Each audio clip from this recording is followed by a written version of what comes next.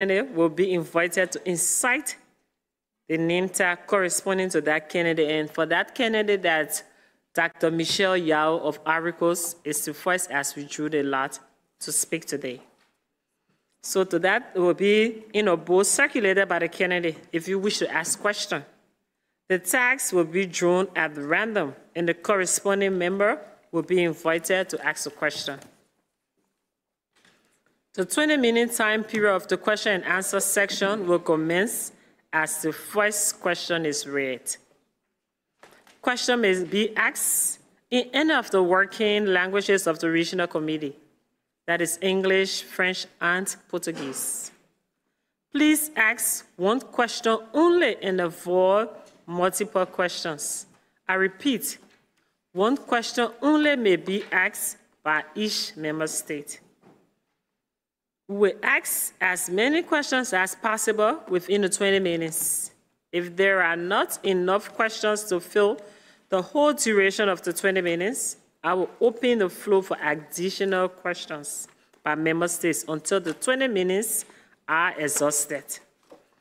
If there are no additional questions and if there is still remaining time, the candidate will have the opportunity to deliver an additional oral presentation if he so wishes until the 20 minutes have been exhausted. Finally, in order to ensure fair treatment of all candidates, I ask all delegations not to interrupt the interview process by taking the floor unless this is on a point of order relating to the conduct of the interview. Are there any questions?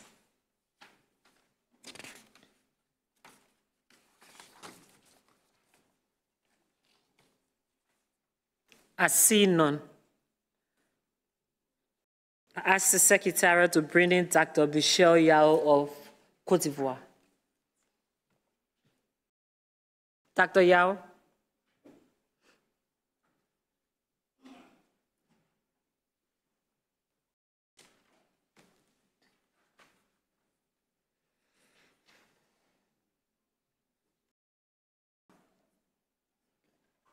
Good morning, Dr. Yao. Welcome to the Regional Committee for Africa. Thank you for coming in today for this interview. I understand that the Secretariat has already informed you of the way we will proceed this morning. We remind all candidates that you may address the Regional Committee and answer questions in English, French, or Portuguese. Interpretation is provided. We will start immediately with your oral presentation. You have the floor.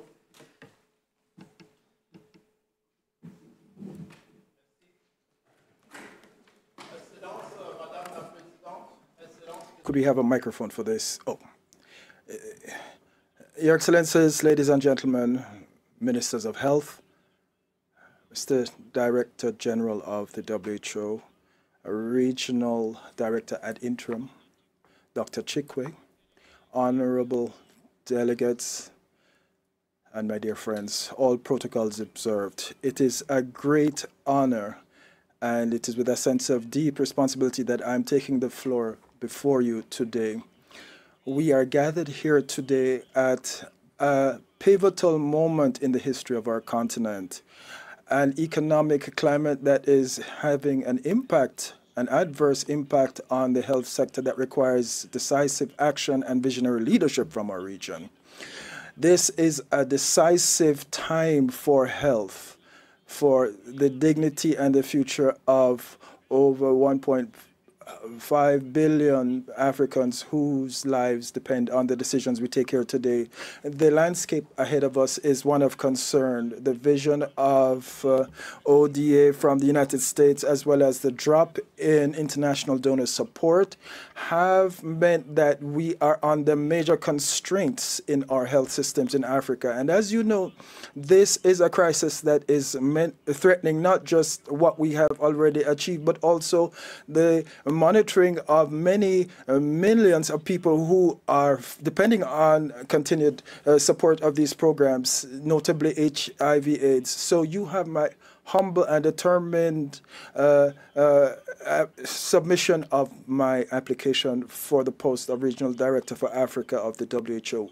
Facing these unprecedented challenges, our region must take urgent action, and we must be decisive and transformative in our approaches. And together we must build a new momentum and reposition WHO Africa such that it will become the driving force of an African region that will enjoy better health, autonomy, and one that is resilient. And with our joint determination, we can chart a course forward where health is not a privilege reserved for only a few, but rather an inherent right for each and every one. Let me continue in English to honor our past and to recognize our progress. Tribute to the visionary leadership of Dr. MICHEZO Moeti, whose tenures has remarkably elevated our region through the transformation agenda.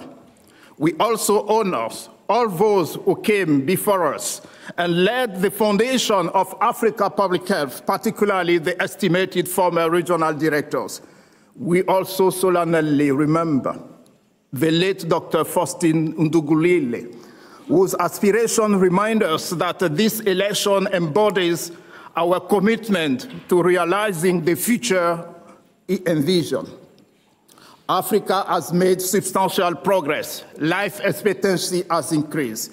Infant mortality is declining, even though the number is far to meet the SDGs target. And infectious diseases like malaria, HIV/AIDS, and tuberculosis have significantly receded, even though they remain a formidable threat. Yet these hard-won gains are now seriously under threat. Today, our region faces a huge number of crises. In the many countries I have worked in, I have witnessed a troubling reality that still persists. More than 50% of most vulnerable people lack access to care delivery, with 40% of health expenditure relying on declining external aid. In some of our countries, 60% of health spending is borne by with inflation. Infectious disease remains.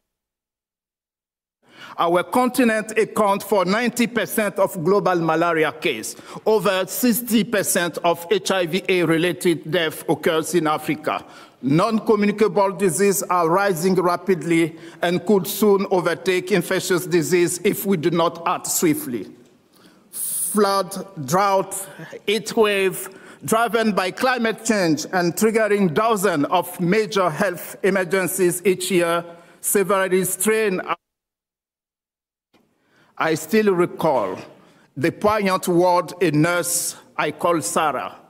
She told me, and I quote, "We have the skill and the will, but when supply and equipment are lacking, we are powerless, and we watch mothers suffer and even die." A word echo an urgent warning. If we allow this converging pressure to overwhelm our system, we will forfeit 2 decades of hard-earned progress and compromise the promise of Africa's youth. Without a bold and unified action, our health gain will vanish. Let me continue. Ladies and gentlemen, given this, we need a renewed vision. My candidacy rests on one single promise. The interpreter apologizes, we keep losing sound. We want an agile regional office with sustainable financing that is people-focused, and I am committed to leading a new African health leadership based on 4 pillars: prevention in primary health care, and make sure that we have universal health care that is community-focused. Second, contextual equity. While we await solutions to the local realities, because we do not have a one-size-fits approach that works for everyone. Third, we have to have a proactive approach, and we must get ahead of problems in a climate of volatility and emerging pathogens. Fourth, multi-party, genuine partnership, something we need in these lean times, and we must focus on African talent and forge strategic partnerships so we can mobilize fresh capital, knowledge, and technology. This is not just a simple slogan. This is a reality. When we see the drop in foreign assistance, we will now have to redeploy resources, collect data, and adapt our technologies, and rely on our intersectoral partners to ensure that health is a driver of sustainable development. Ladies and gentlemen, I stand ready to serve you, Your Excellencies, Madam and Ministers. We want to have a program that is linked to the priorities on the ground, which are research and innovation, universal healthcare, resilient health systems, reducing maternal mortality, and reducing the load of endemic transmissible diseases and NCDs as well. I'm proposing a 5-point program over 5 years, and this can be measured. We must accelerate the financial sovereignty for health. 2, reimagine primary healthcare such that we will actually be rolling action out on the ground. 3rd, research and innovation and local production. 4th, strengthening emergency preparedness and climate resistance. And 4th, motivating our staff and organizational excellence in WHO Africa. So let me just go through some of these priorities in greater depth. The first one is to accelerate financial sovereignty for health. This is a reality. As far as I'm concerned, we have to support countries to optimize health investment and to do so with higher impact operations based on national priorities that you will have identified with WHO technical assistance. And we will have to do more with less. We must increase domestic investment so that we will achieve the Abuja target of 15% of our national budget. And we must mobilize heads of state and mobilize a multi-sectoral approach within countries. And we must also boost resources by diversifying our donor base, especially through solidarity mechanisms. And we've lost sound.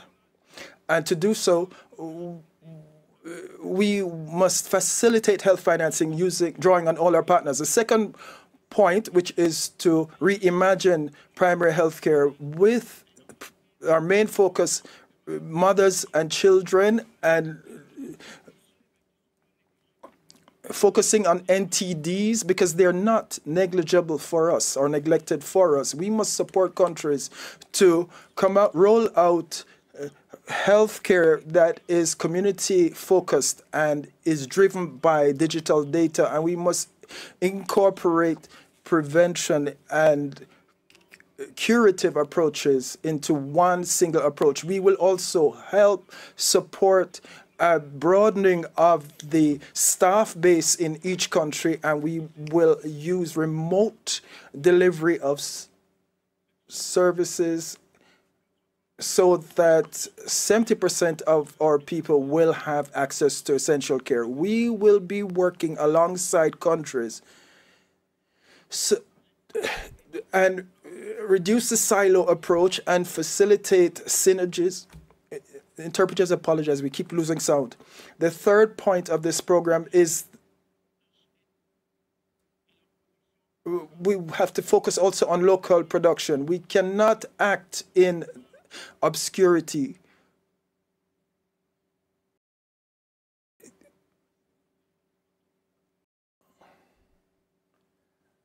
Interpreters are grateful for that assistance. The third priority is to drive research, innovation, and domestic production. So we propose a triplification tripling of research in Africa thanks to competitive startup subsidies, and the WHO will shoulder this responsibility to mobilize resources so that we can advance country-led research, and we will accelerate local production of vaccines, diagnosis, and treatment so that African countries will benefit from tech transfer and have sub-regional hubs that will serve the wider African continent. And we will be creating partnerships with digital health continent-wide. The fourth part of this program is to strengthen emergency preparedness. And as WHO Africa, we will boost our regional data services and creating data services in countries in line with international health regulations. And we will also be facilitating a transboundary response effort led by our predecessor. We will also be facilitating the implementation of an understanding and risk management-based approach, and all of this will be reviewed with your support. And the last point of this program is to boost motivation of our staff and to promote organizational excellence in WHO Africa and undertake a reform of our staff complement, which will be adjusted to the budgetary constraints that we're experiencing. We will be results focused in each of our offices in Africa, and there will be no tolerance for any abuse. So all these ambitions will be linked to implementation, and so there will be 5 cross-cutting approaches with a focus on helping to ensure that the WHO regains its technical competence in helping you to come up with the appropriate priorities and facilitate the integration of foreign assistance. Through this cross-cutting approach, the first work stream is to support each decision that has to be made. So there has to be science-based, data-based planning and large-scale technological deployment. Technology shouldn't just be something that is the purview of developed countries. Africa must also be on the cutting edge of the latest in technology so that we can deliver this through our health systems. There's another point which applies to all of us. We need predictable financing. With you, we will be building commitment from private sector and government stakeholders so that there is more value for money, and we also want to ensure that our investments are properly optimized so that we can facilitate local advocacy. These efforts will be reflected in an innovative approach through a partnership with our private sectors. Sub-regional cooperation will also be another area where we will be focusing in this mobilization effort. We will be exchanging best practices and skills.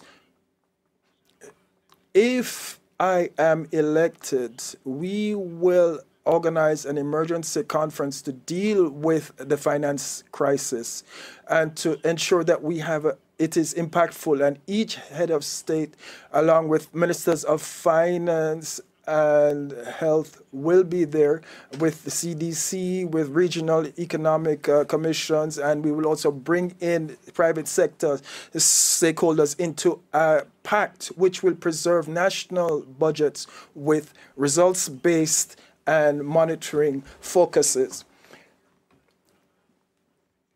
We will also be looking at how we will restructure how we deliver our services. We will be focusing on the results of our service providers when it comes to private healthcare. There's also a multi-sectoral approach under this program. We will not just be looking at health per se, but we will help you to decide and determine what is driving the health problems and mobilize every single sector of the health, everyone involved in this effort. We also have to support communities in understanding the causes of diseases and how they can take better preventive action at the community level.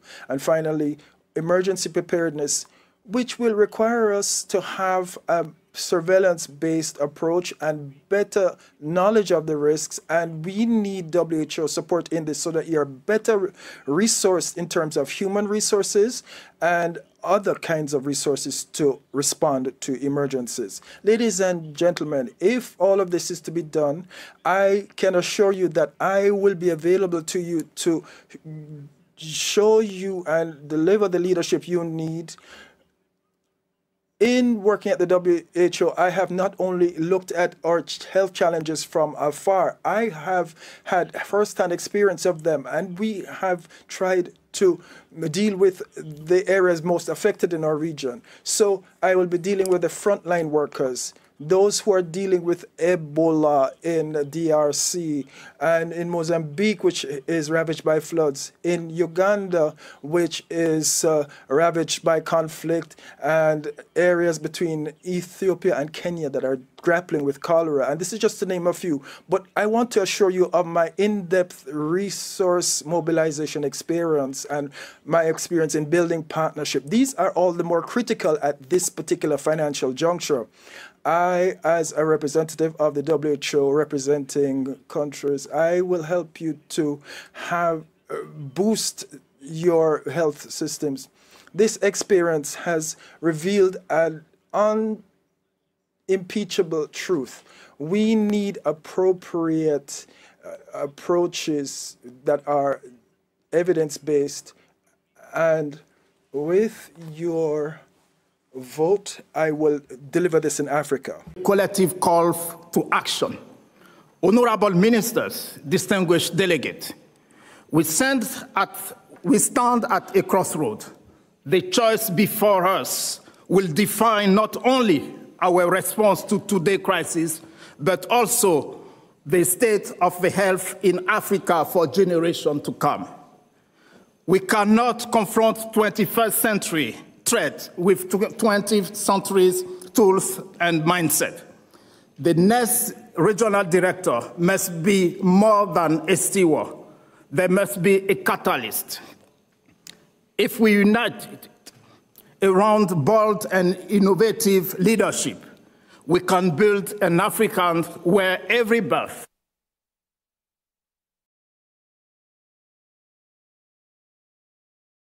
resilient, and every health worker valued. Today, I am humbly seeking your trust and your vote, not for myself alone, but for the movement we will build together. Together, we will transform WHO Afro into an institution ruled in African reality, driven by African innovation and accountable to African people. We will realize the Africa our founders envisioned, healthier, empowered, and unshakably resilient. Honorable ministers, distinguished state representatives, let us make story, not by lamenting the resources we no longer receive, but by showing what Africa can achieve when its leaders act with unity, creativity, and determination. In Portuguese. Eu, Dr. Michel Yao, I am Dr. Michel Yao, and I stand ready to serve. I think the red light is on. We want to say thank you. Okay, so osons une nouvelle santé publique. Let's aim for a new African health, and let's write a chapter of African health in history. Here and now, I wish to thank you.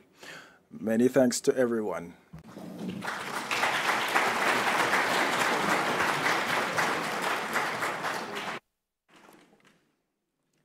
Thank you, Dr. Yao. We will now continue with the questions and answers. I shall now ask the Secretariat to take the board, show everyone that it is empty, and pass it around to collect the name tags.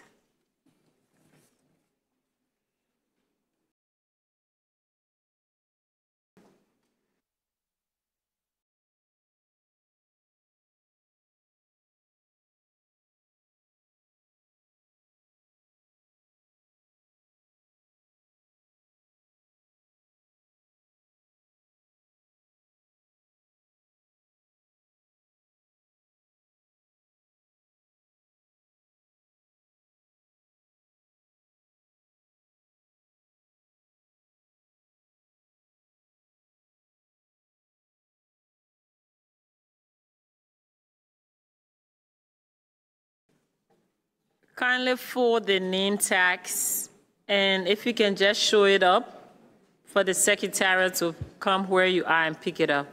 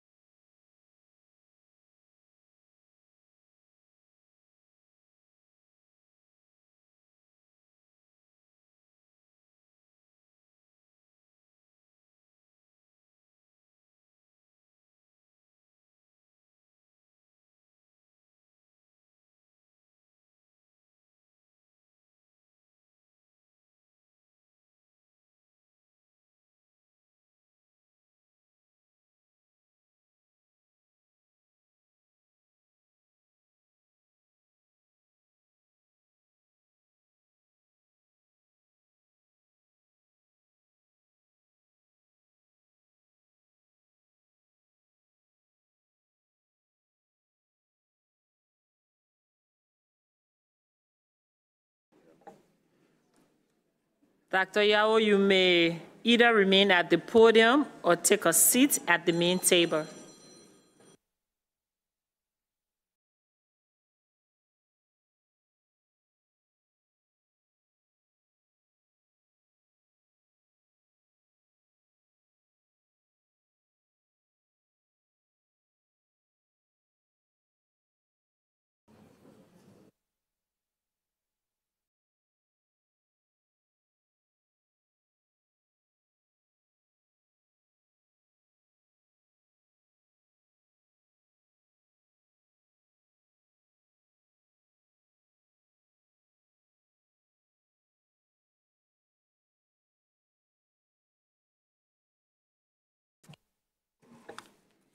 Cameroon.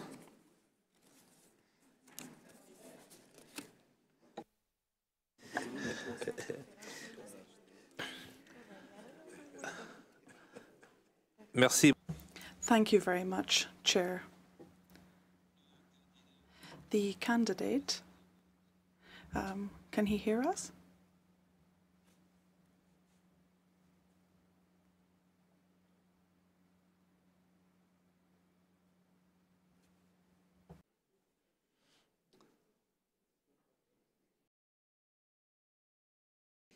Voilà. Okay. So I was saying the candidate in this presentation has spoken about health as being not a privilege but rather a right. Our candidate spoke about dignity. We are currently in a time where countries, in particular African countries, are implementing universal health coverage with a variety and very diverse range of experiences and financing available. And so I did not hear the candidate speak very in depth about this, and so I'd like to clarify with the candidate, how do they intend to really boost this in our region? How can we implement the most appropriate coverage in our countries? How can we ensure that healthcare, access in healthcare is able to overcome obstacles? In many cases, there are 72% of direct payments for healthcare paid in Cameroon. And of course, for some people, for some of our... Ask your question. Just Yes. one question. Yes. Donc, so essentially, I wanted to ask the candidate how exactly he intends, in his program, to boost UHC in our region. Thank you. Merci beaucoup, Monsieur. Thank you very much to the Minister from Cameroon. Certainly, universal health coverage is a critical pillar in the region. And so the officers of the region and the role of the WHO and its Director General is a very important one to accompany us in this process. We need to lean into the experience that we have. I've spoken about my experience, and what I've seen is that the exchange of good practices and best practices is very important. We also need to boost technological innovation. We cannot implement UHC unless we rely on new cutting-edge technology, and not just in healthcare, but across the board. We need to really lean into multi-sectoral partnerships, as I said. We need to ensure that we have access to a very solid system of data so that we can understand exactly how diseases evolve among patients to ensure that we have a robust UHC system. And then thirdly, we need to consider health financing. And in this case, the WHO also plays a very, very important role. There are certain countries in which informality is extremely widespread, much more than formality. And in that case, we need to find health financing. For example, agriculture in my country is a major sector, and we can mobilize resources there to promote health financing. There's no such thing as free healthcare, but there are certain systems that we can put into place with the support of the WHO. And then, of course, continuity of healthcare. We cannot expect to have UHC unless we have it across the board. It must indeed be universal. And similarly here, the WHO can accompany us. We can ensure that we have primary healthcare on a community level. And this community healthcare must be innovative. This must be innovative, for example, in Kenya. We've seen the digitalization of community health services. And this is a way of ensuring that prevention and promotion of healthcare are fundamental. And this indeed then can reduce the impact further down the line in the healthcare system. So ultimately, it's a question of organization.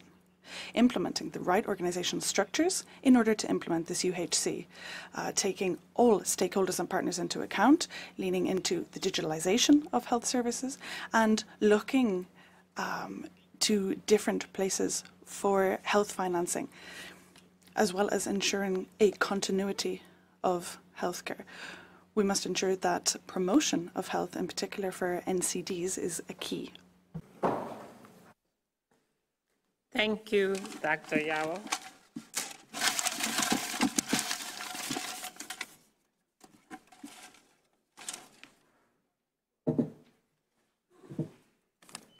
Uganda.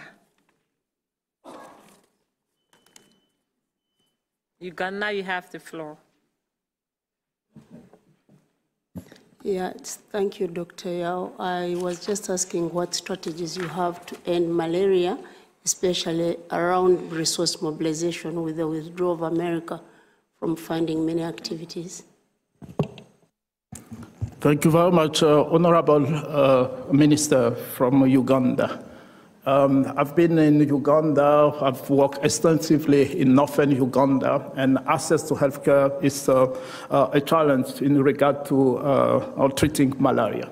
So the first one is to support national authorities to refine the priorities. When resources become scarce, it's important to streamline our approach to moving toward this elimination of malaria. So one, to ensure that we revise and we set up clear priorities that are cost effective, that can make an impact. So supporting countries to do so. Secondly, it's required an integrated approach. So WHO, as me leading the regional office, supporting you to make sure that we can mobilize a different sector.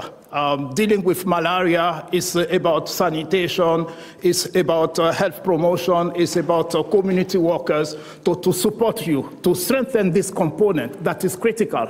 Better prevent that seeing the burden on the health structure increasing if this component is not fixed. So supporting you through a multi-sectorial approach to strengthen this different component. And then thirdly, to ensure that at least we can reduce costs of supplies. Most of the allocation to countries end up buying supplies that are manufactured out of our continent.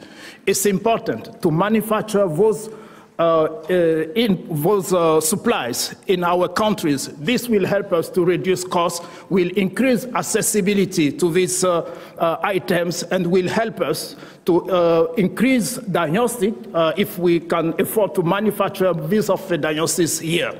And then thirdly, ensure that we train our health workers so that they can do interventions that are most effective, that will help us with even lower investment to achieve higher impact. So a multi-sectorial approach, a support for mobilization in terms of resources and partners, and a support to increase access to supply that are manufactured in our continent, in our countries, is also critical, including even the group procurement that we are planning to support. Thank you very much, Honorable Minister.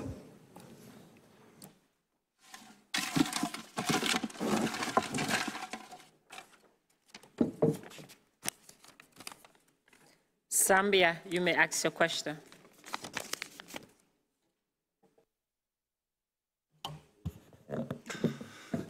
Thank you. My question is, most countries are constrained financially, and the organization depends on the resources coming from member states. How do you intend to increase the financial standing from the current financial status? Thank you. Thank you very much, Honorable Minister. Our objective is to make sure that we become the technical arm of the countries, so to be by your side. And for this, we will also continue the reform that is ongoing for WHO, ensuring that we provide to countries technical support that they need most. This will help countries to clearly identify the priorities, to clearly identify what are the root causes of different disease and the most effective interventions. And secondly, support you to convene all the different stakeholders to make sure that at least investment go around your priorities. This is critical, and this will be done by Zambian that we will train. So this will be a major change that I want to see.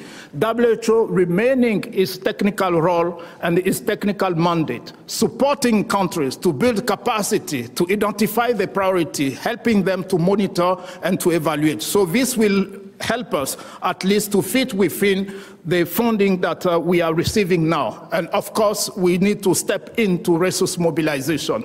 Resource mobilization also requires some trust. I had some experience in it. So it's to make sure that we will rebrand WHO support to countries based on your need, and then we can sell it to partners that investing in WHO will be worth it because it will have an impact on communities. And this is what I want to offer to countries, a new WHO that will support the new public health approach, identifying clearly the priorities, introducing innovation, and then convening different partners around it for countries, but also for us to make sure that we have the minimum technical support that we need. Our country offices will be redesigned based on your need. But we will ensure that those staff that remain have a strong skill, has a strong experience that fit with your specific need in each of the countries. Thank you very much, Honorable Minister.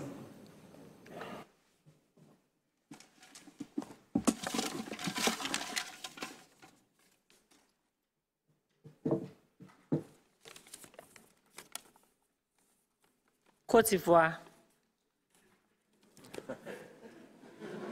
You're not supposed to. They shouldn't. They are not allowed.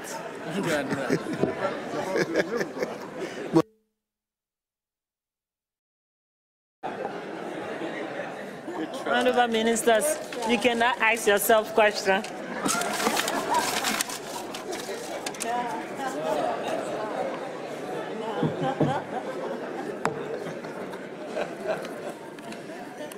Burundi.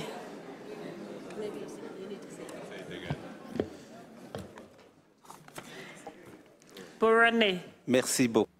Thank you very much for giving me the floor.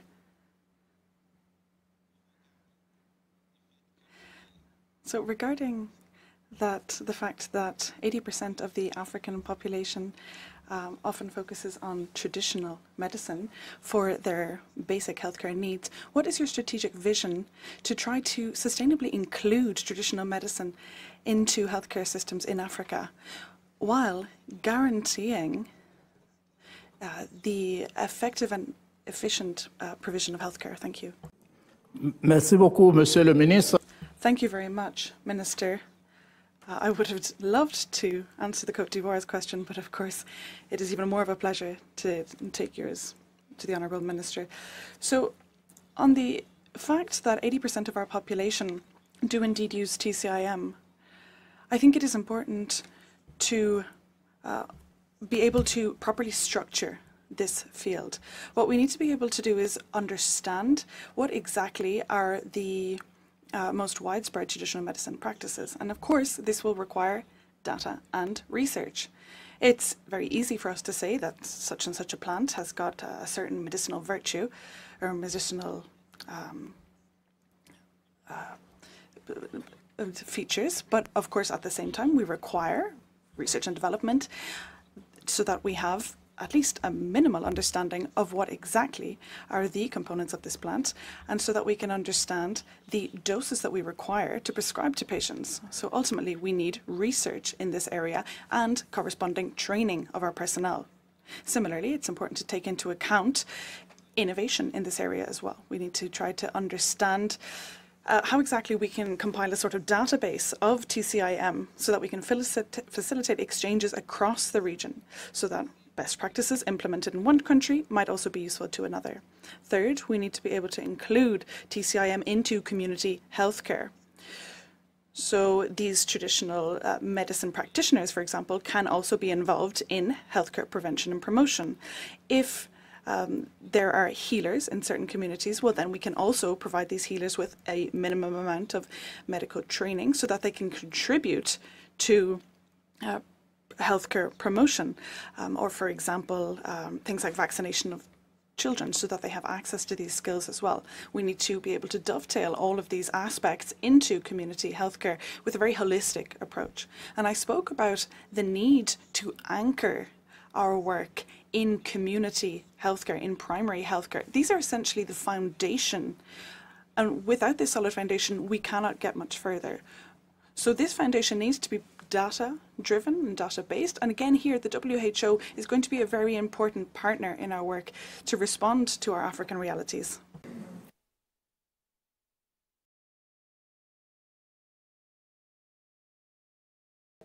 Abricos, I hope you are not here again.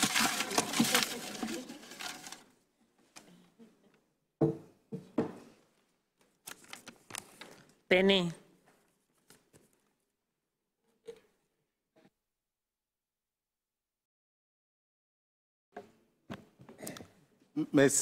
Thank you very much, Chair, for giving me the floor. And I would like to thank the candidate for all of the innovation that he foresees for healthcare in our region. I have a question about health financing in our country. We have got partnerships and households, national partnerships and households involved in health financing in our country. So how can healthcare authorities work with the private sector, the industries, for example, in order to boost health financing in our countries? Thank you. Thank you very much for this question. The issue of health financing is extremely critical at the moment. It's a very important part of planning for the future. As the regional director, I intend to stand by you for this.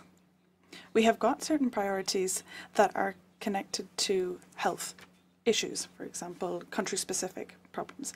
And then once we understand country priorities, we can then mobilize resources, specifically partnerships. Every single country, once we have created a dynamic healthcare development plan, we intend to then develop a resource mobilization and investment round per country, I would say. So every country will have a country-specific plan, and this will be useful for prioritizing and identifying countries' needs in order to mobilize specific partnerships. This will ensure that we are able to avoid working in silos, but rather be able to converge all of our resources. And this will also take into account the partnerships in the private sector. When I was preparing my campaign, I've met people who said that they weren't sure exactly where to invest.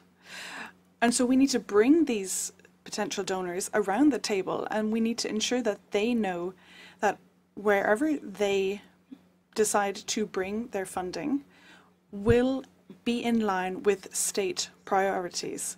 And this will be able to free up resources in order to address country realities. Thank you.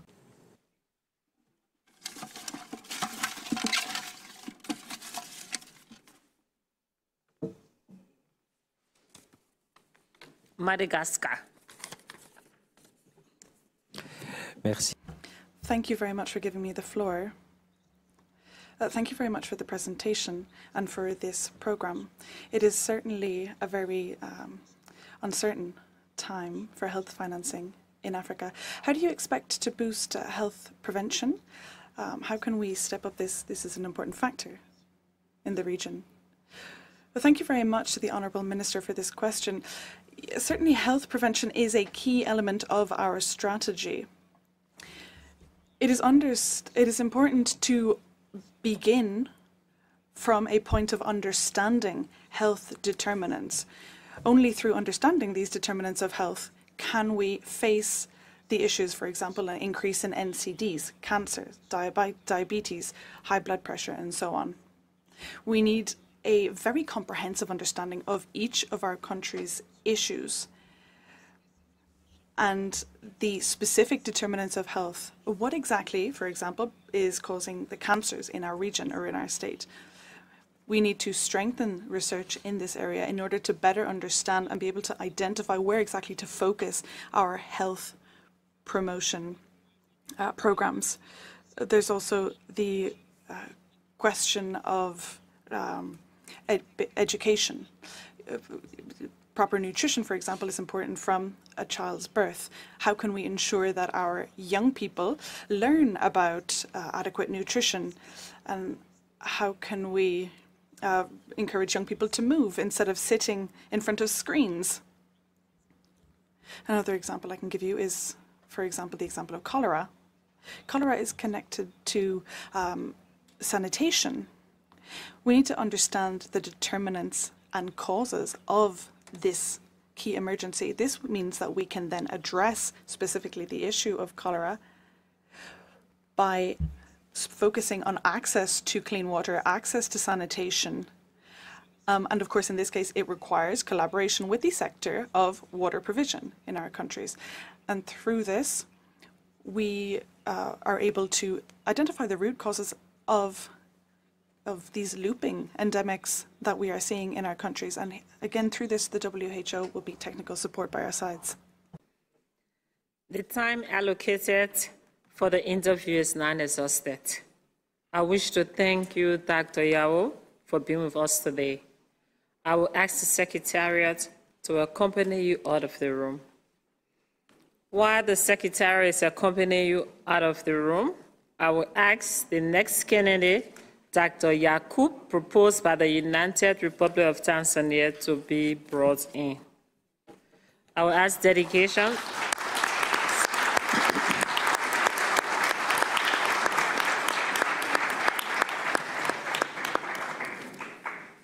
I will ask the delegations to remain in their seats so that we may commence immediately the next interview as soon as the next candidate is here.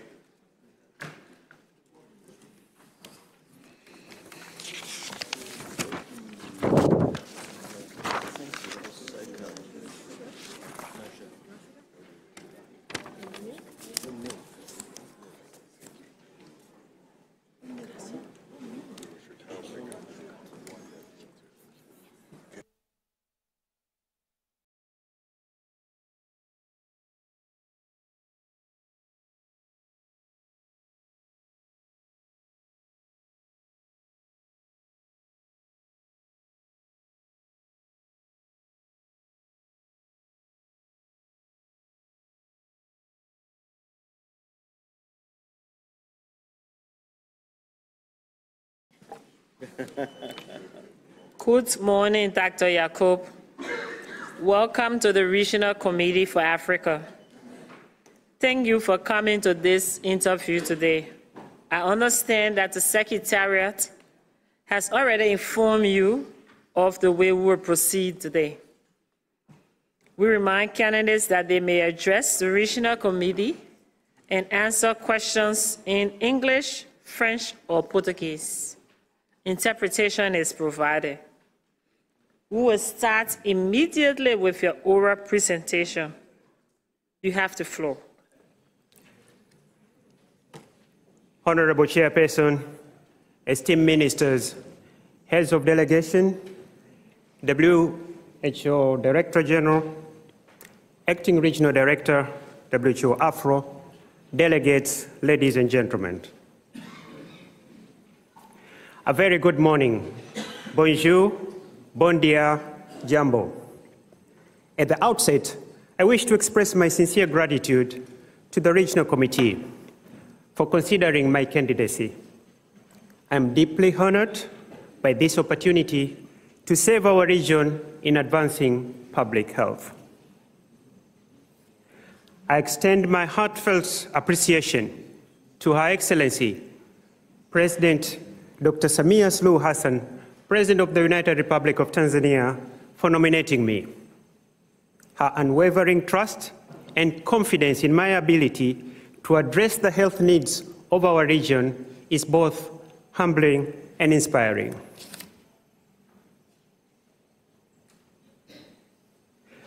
I also pay tribute to the late Dr. Faustin Ndungulile, our former regional director-elect, whose tragic, untimely passing has brought us to this election today.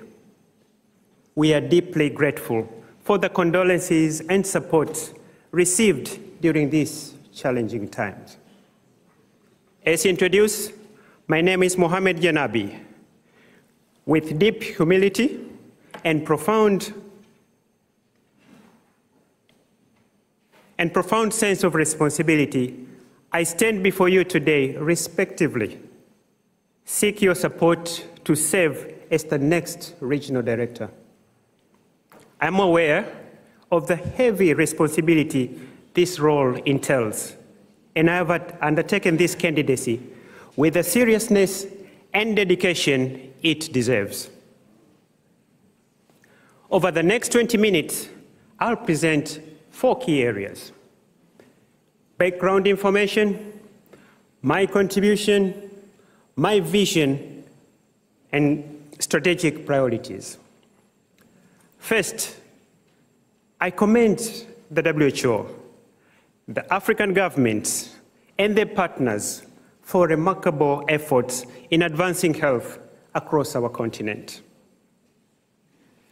These collaborative endeavors have led to the remarkable progress in many critical health indicators. I also extend my deepest gratitude to each one of you for your invaluable contribution and unity, which have culminated in the successful negotiation of the pandemic accord, a milestone we will celebrate with its formal adoption tomorrow. I bring with me over 30 years of dedicated services in the medical profession and its allied fields. My journey began humbly as a young general practitioner, and through years of hardworking, commitment, accountability, and leadership, I rose to the esteemed position of Professor of Cardiology and Health Executive. Beyond my clinical practice, I have served as an accounting officer, public health specialist, researcher, scientist, author, academic, and a health diplomat, gaining deep insight into complex global health challenges, including conflict scenarios. Excellencies, I had the honor of serving as a senior advisor on health policy and nutrition to His Excellency Dr. Jakaya Kikwete, former President of Tanzania, from 2005 to 2015, 10 years. In this role, I provided technical support in key areas, including the fight against malaria through ALMA, maternal and child health, nutrition, health financing, and communicable diseases. Recognizing the significance of my contribution, President Samia Suluhu Hassan entrusted me to continue serving in this role upon taking office. Under her leadership, I've played an important role in strengthening emergency responses during the 2023 Marburg outbreak and the control of Mpox and Marburg in 2025. How do resilience, inclusion, and prosperity shape and define my vision? Africa today stands at a pivotal moment. Confronting challenges such as financial uncertainties, climate change, misinformation, antimicrobial resistance, and persistent health threats. These issues demand an immediate, unified, and strategic action. During the course of my duties, I've witnessed firsthand patients being denied access to healthcare due to financial constraints, families parting ways with their possession, their very means of living just to pay hospital bills. Yet, despite making these heartbreaking sacrifices, many still find themselves trapped in debt and still in poor health conditions. For me, this is a harrowing experience. Out-of-pocket costs have pushed countless families into the depths of poverty, thereby recycling poverty. Honorables, health is a universal human right. I'm committed to ensuring access for all, including people with disabilities, and promoting gender equity. So what evidence demonstrates my capacity to lead transformative change? Honorable, trust is earned through results, and my contribution to health speaks for themselves. I understand the challenges ahead, and I bring a renewed resolve to tackle them. Having visited numerous member states, I have absorbed the urgent need for a fundamental shift in how WHO Afro addresses the unique needs of each country. If elected, I will work closely with governments and collaborators to lead this transformation, creating a more agile, country-focused, and impactful organization. Excellencies, I now turn to my second point, outlining my contribution to health, beginning with initiatives focused on strengthening health systems. My track record spans decades, from co-leading HIV vaccine trials in Tanzania and Mozambique in the early 2000s, to driving public health advocacy that in 2012 inspired President Kikwete to take a public HIV test, encouraging 5 million Tanzanians to get tested that year. In 2021, my efforts also supported President Samia's public COVID-19 vaccination, which played a key role in countering misinformation and boosting vaccine uptake. In 2014, I founded the Jakaya Kikwete Heart Institute and served its inaugural executive director. Within 5 years, through strategic leadership and innovation, we achieved 95% reduction in overseas heart disease referrals. I'll give you an example. In fiscal year 2021-2022 alone, the Institute performed 2,760 surgeries domestically, saving the government approximately $13 million. These savings today have been reallocated, strengthening primary health care and subsidizing services for disadvantaged population, enhancing healthcare accessibility for all. What strategies led us to this success. Our success stemmed from strategic investment in workforce development, infrastructure, domestic health financing, and active engagement with civil society and the private sector. Today, the Institute serves as a regional hub, performing major surgeries from pacemaker insertions to bypass operations. This has attracted patients from across Africa, boosting our medical tourism, fostering South-to-South cooperation, and generating foreign revenue.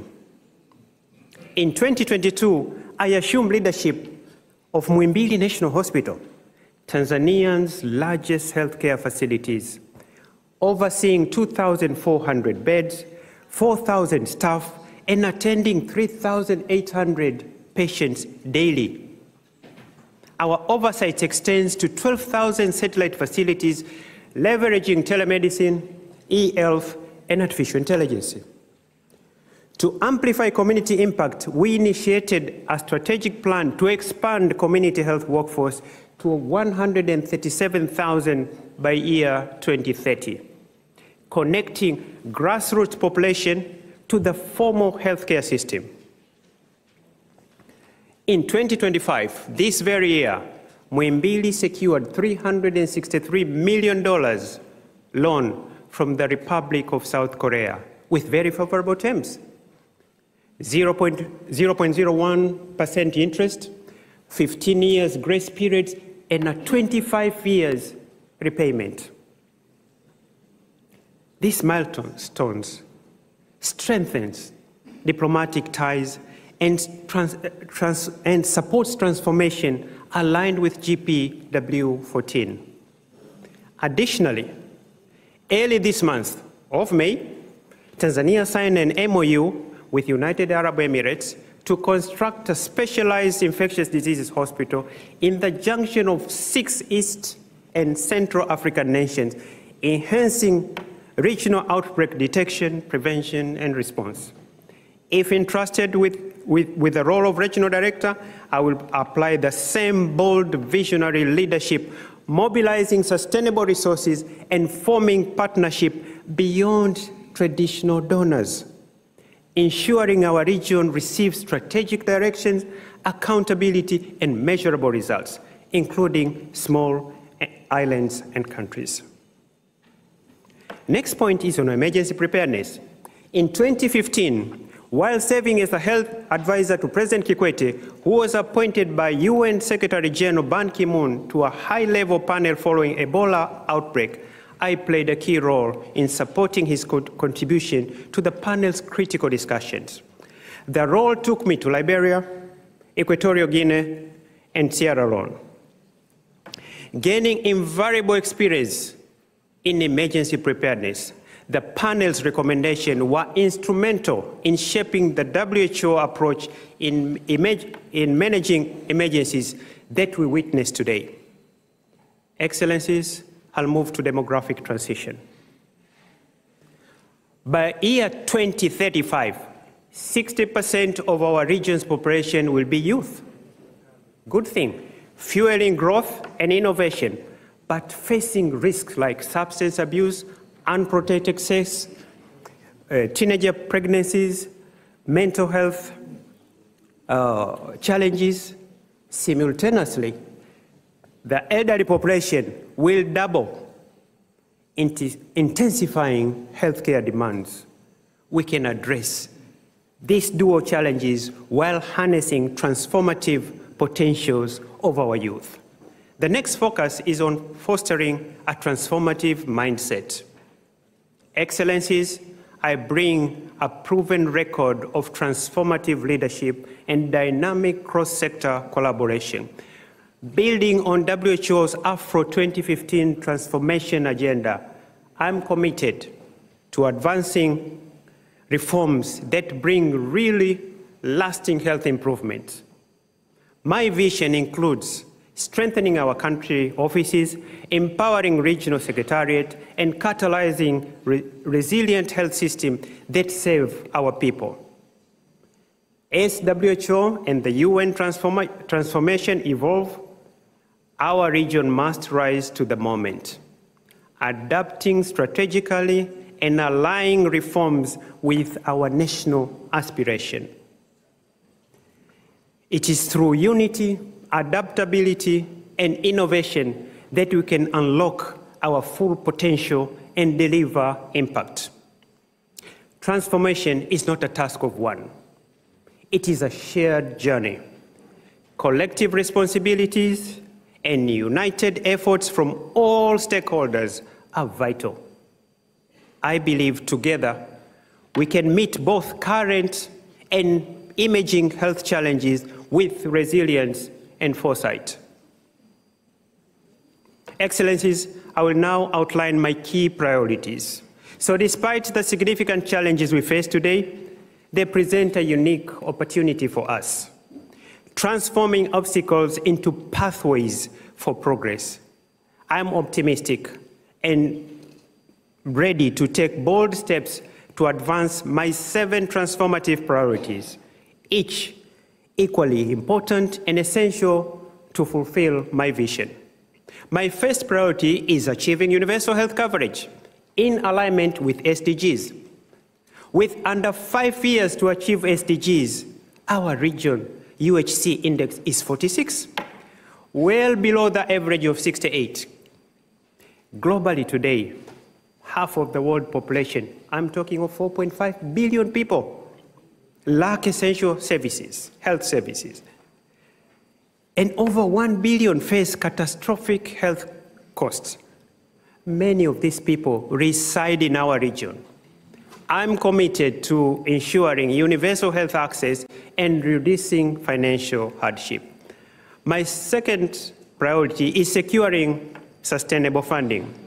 With over 80% of the WHO budget reliant on voluntary contribution, predominantly earmarked for specific programs, the organizational autonomy and capacity to set and implement priorities are significant constraints. We are all witness to this reality today.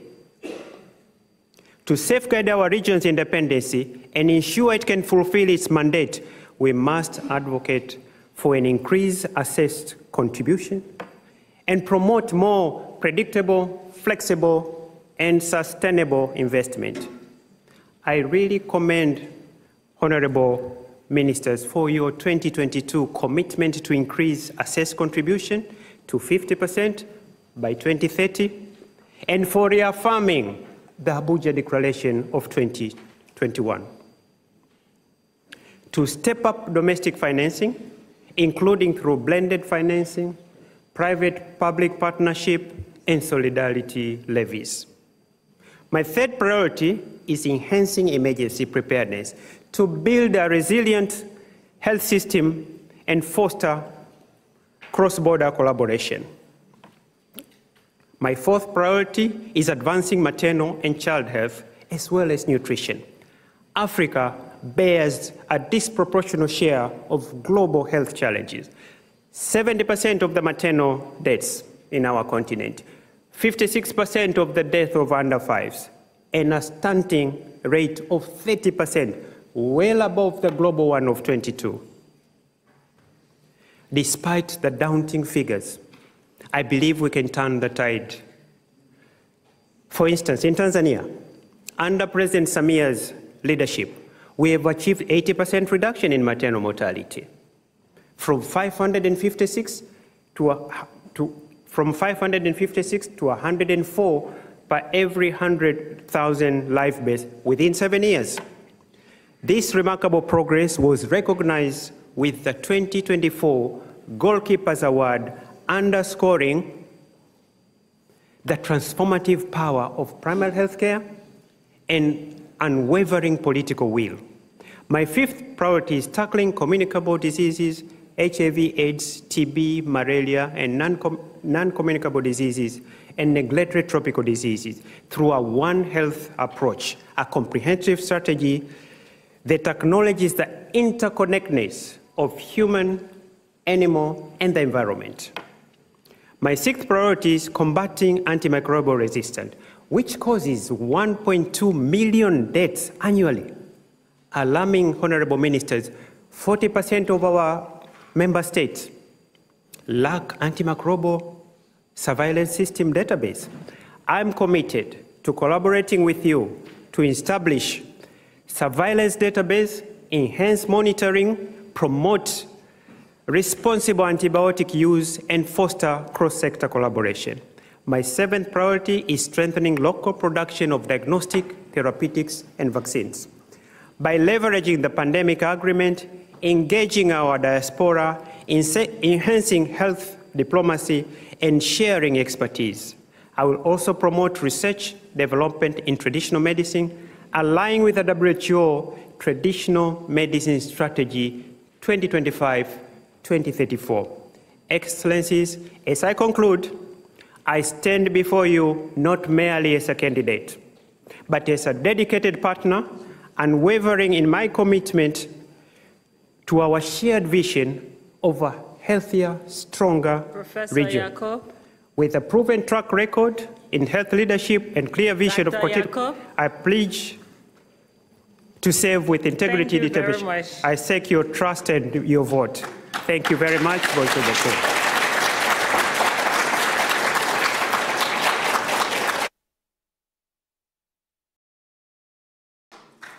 Thank you, Professor Jacob. We'll now continue with questions and answers. I shall ask the Secretariat to take the board, show everyone that it is empty, and pass it around to collect the name tags. Professor Jacob, you may either remain at the podium or take a seat at the main table.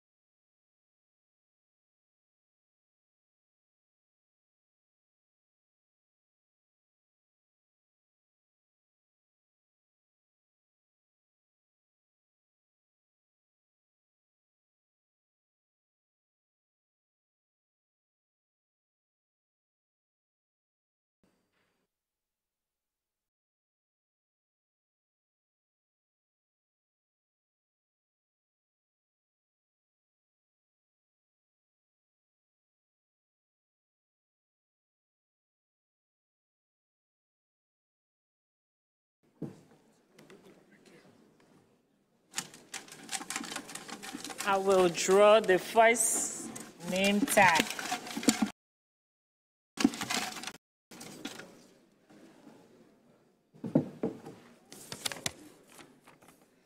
Equatorial Guinea. Equatorial Guinea, you have the floor. Thank you very much.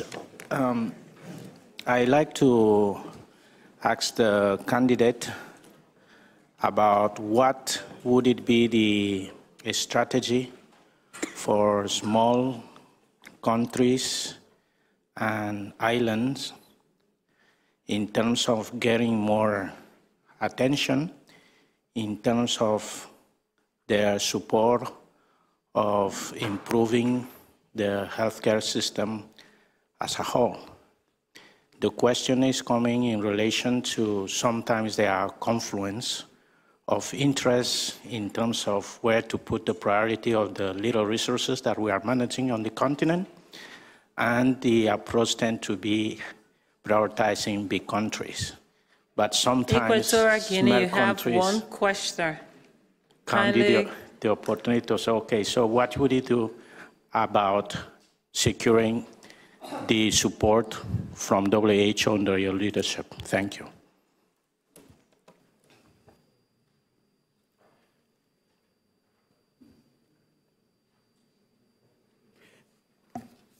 Thank you, Honorable Minister, for a very important question of small islands.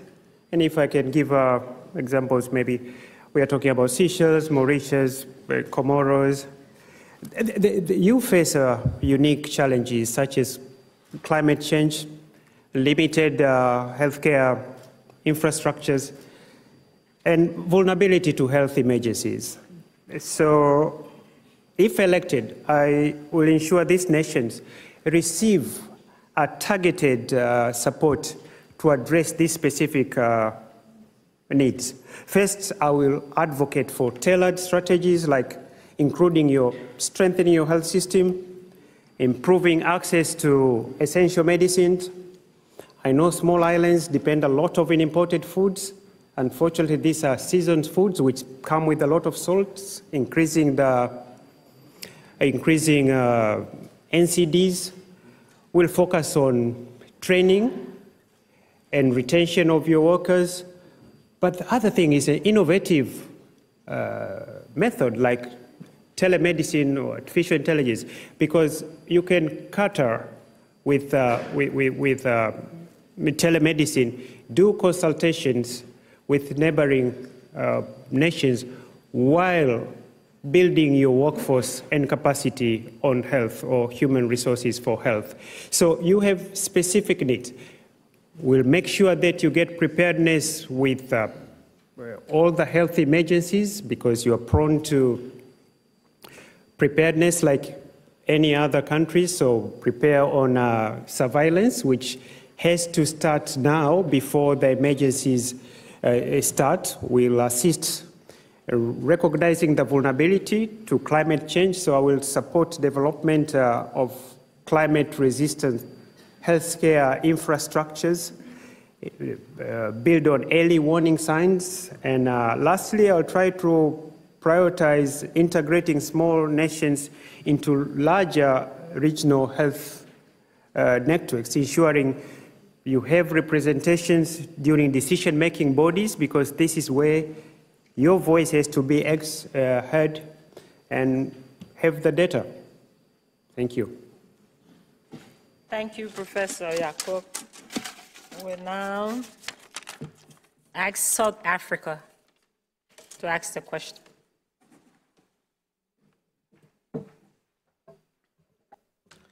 Thank you very much, Professor. Do countries need to be rich to implement universal health coverage for their citizens? Why are countries on our continent which have got universal health coverage so few? Thank you very much. South Africa, just one question. Can you limit your question to one? It's one question divided into two, Honorable Chair. I'm sorry, just one. Which one of the questions you want him to answer? Countries rich or No. what? Which question? Okay, I was asking whether countries need to be rich in order to implement universal health coverage, and why in our continent they are so few. No.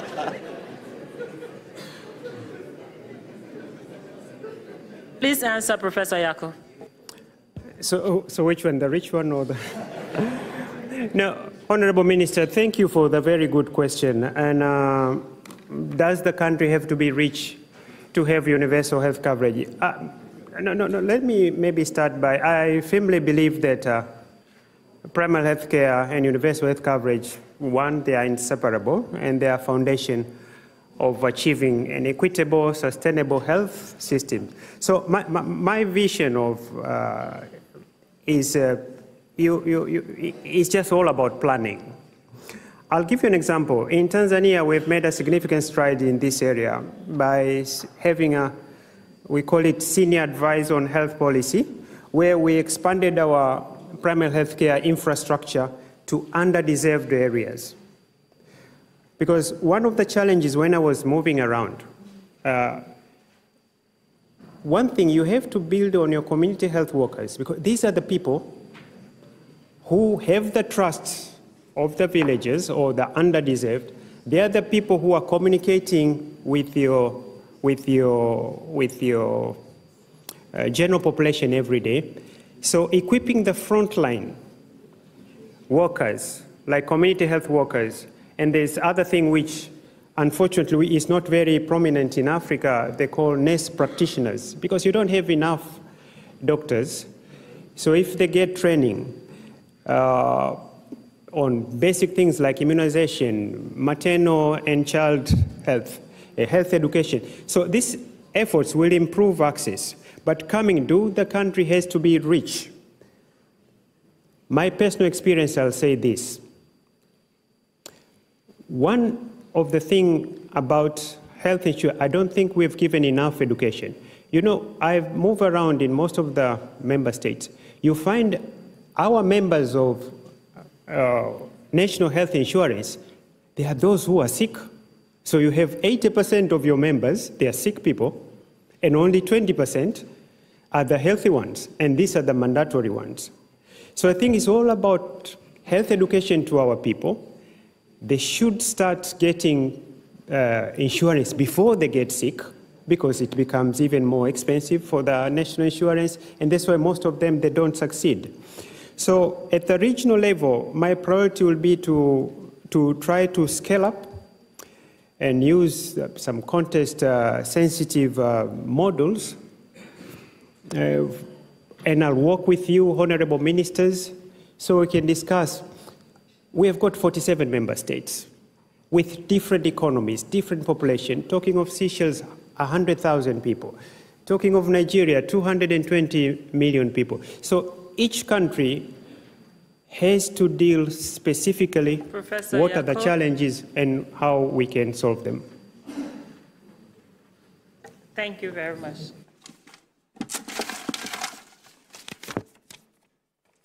Cameroon, you have the floor. Cameroon, lucky today. Thank you. Merci. Thank you, Madam Chair. I have a simple question for the candidate. What can he do to enhance the impact of the regional office in shared initiatives among several countries? We have been working to tackle epidemics and on vaccinations with certain countries, but we can't quite clearly see the impact of the regional office in this. So what is he going to do to enhance its visibility and impact? Question que j'ai posée, madame. I just asked the question, madam. Qu'est-ce que le candidat va faire? What will he do to enhance the impact of the regional office on shared initiatives among several countries, especially tackling epidemics and on vaccinations?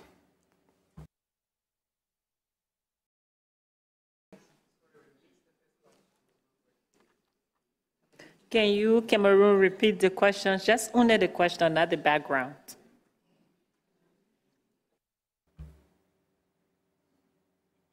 Thank you, Madam Chair.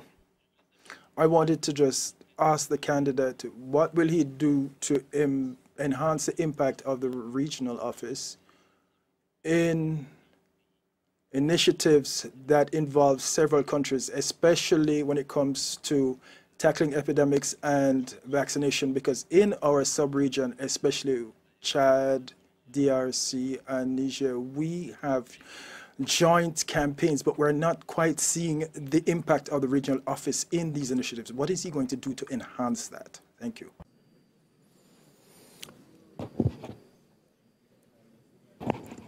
Thank you, Honorable Minister, for a very pertinent question about, I think if I got it to you right, is your representations of the countries which you have mentioned. I think my response will be, if elected as a regional director, one of the first things will be to sit down with the members of the Secretariat, the members who I'm going to meet them at Brazzaville, and see, because we are all aware of the restructuring, reorganization, which is happening at the HQ, and I'm sure we have to get prepared with the 6 regions of the WHO. So I will sit down with the members, see how the organogram will look like, discuss openly with everyone, listen to member states. And I think from there, I will be in a better position to see what you are saying, which is very important, the equal distribution of the positions. We are 47 member states. I think regardless of the size, the economy of your country, this is our organ. All of us has to be there. I know we don't have 47 positions, but we'll share the positions according to what I'm going to see on the ground. Maybe it's a little bit too premature for now, but what I promise, there will be equal chance for everyone, depending on your qualifications and your integrity, you'll get a position. Thank you, Madam Chair.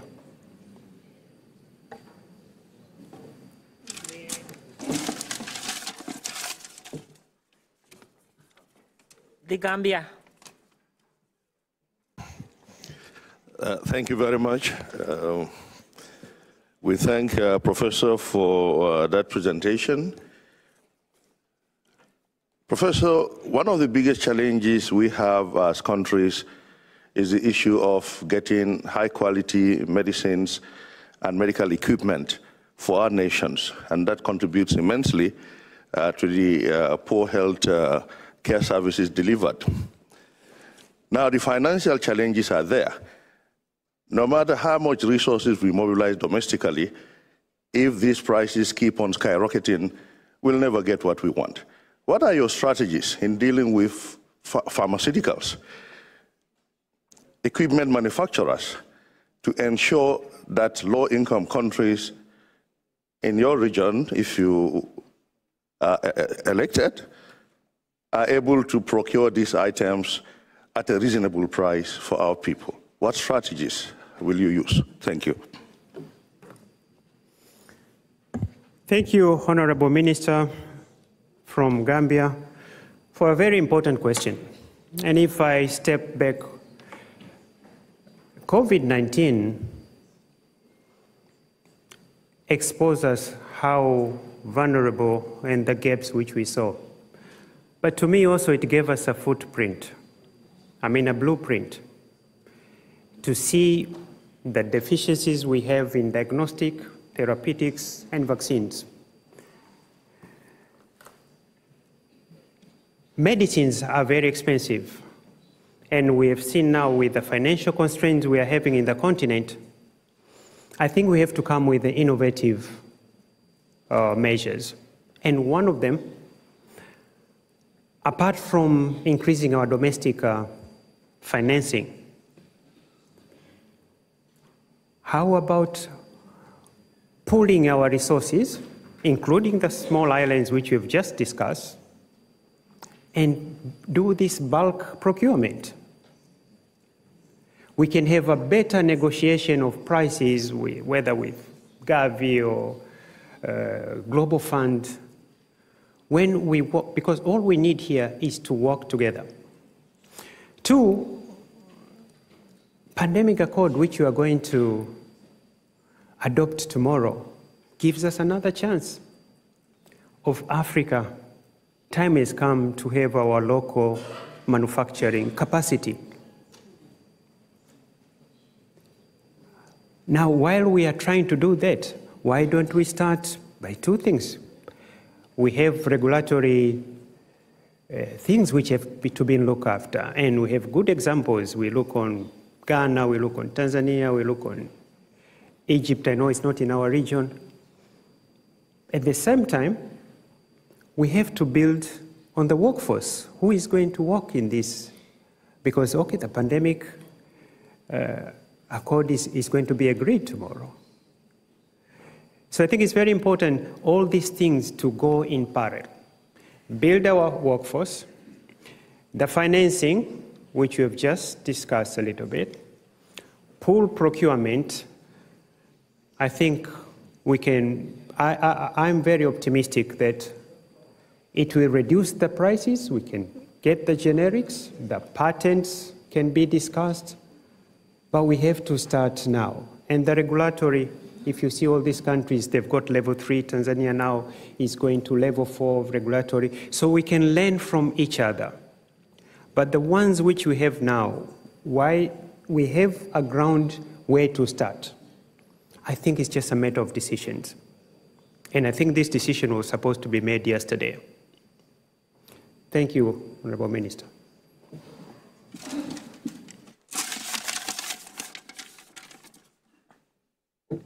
We now have Central African Republic.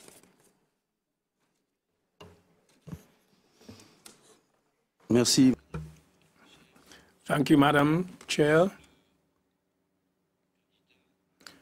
Honorable candidate, Professor, you have stressed support to countries and direct work with the countries. Could you describe to me in concrete terms how you are going to manage this in order for the WHO at the country level to change its way of working in order to have a greater impact?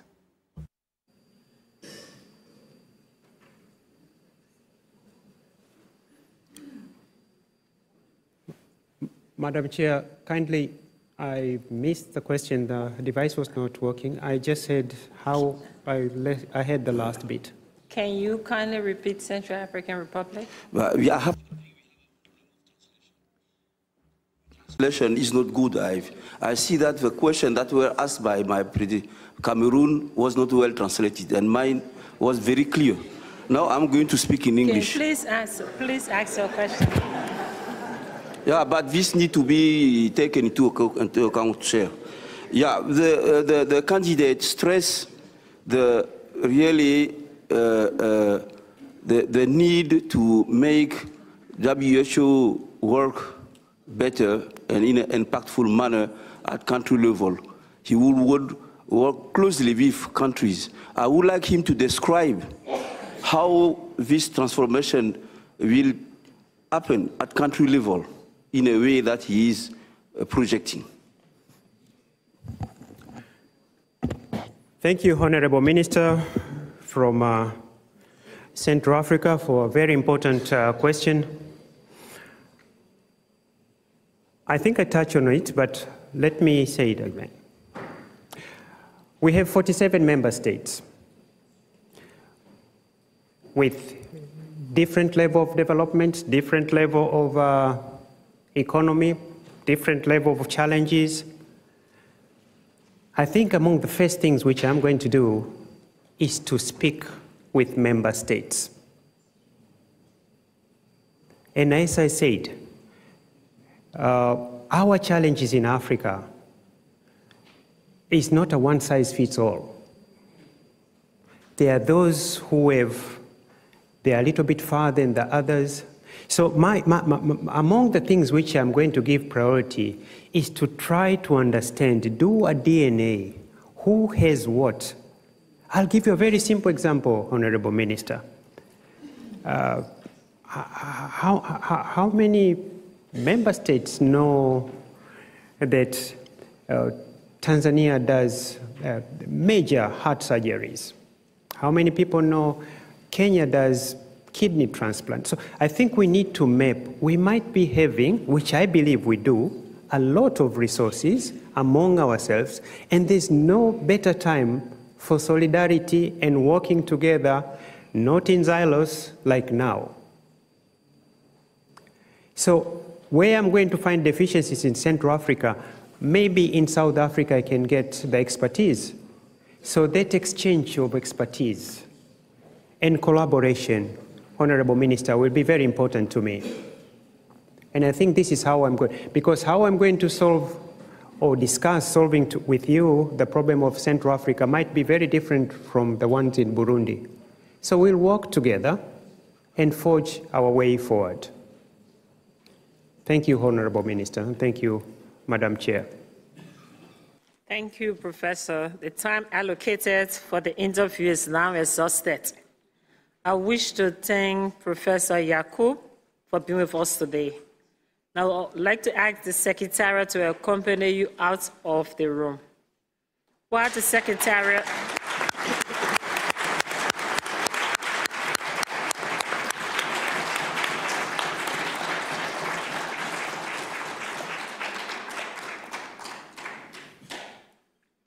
While the Secretary is accompanying the candidate out of the room, the next candidate, Professor Mustafa Majayawaya, proposed by Togo, is to be brought in.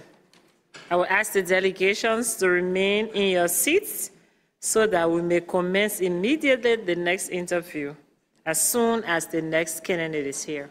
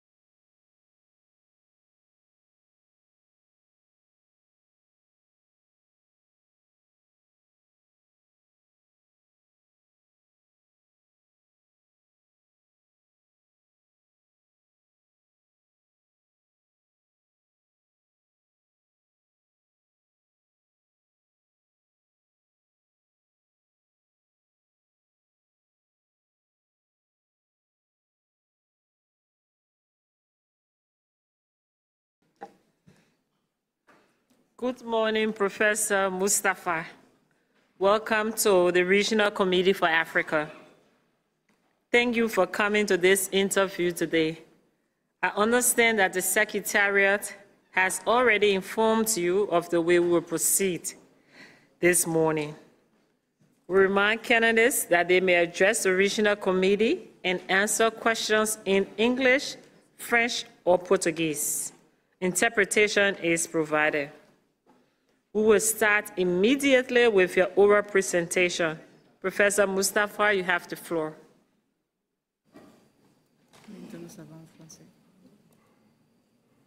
Elle m'accorde 2 secondes.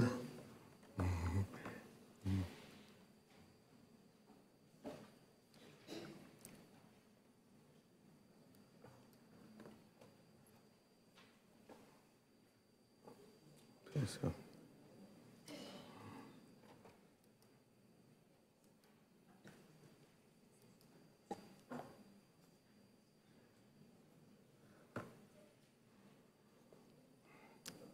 Merci, Madame. Thank you, Chair. Madam Chair, Director General of the WHO, Interim Director of WHO Africa, Ministers,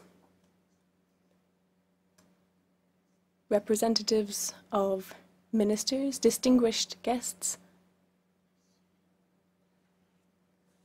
thank you for having me in this room. Firstly, allow me to share a thought for my brother, Faustin, who we lost tragically a few months ago. And I would once again wish that his soul rest in peace. Condolences to all of. I am pleased to be able to present here in front of this august assembly of ministers, and I am lucky enough to know quite a few of you, because I had the privilege of being Minister for Health for 9 years. I would like to thank the Togolese Ministry for the confidence that they placed in me in designating me as the Togolese candidate for the position of the African Regional Director. My governmental experience over 9 years has been marked by 11 key action points led within the ministerial team. The first was reforming the management of hospitals with a contractual approach, which was recommended by the World Health Assembly in 2003. That approach led to excellent results. I did a presentation on this during the Regional Committee of 2022.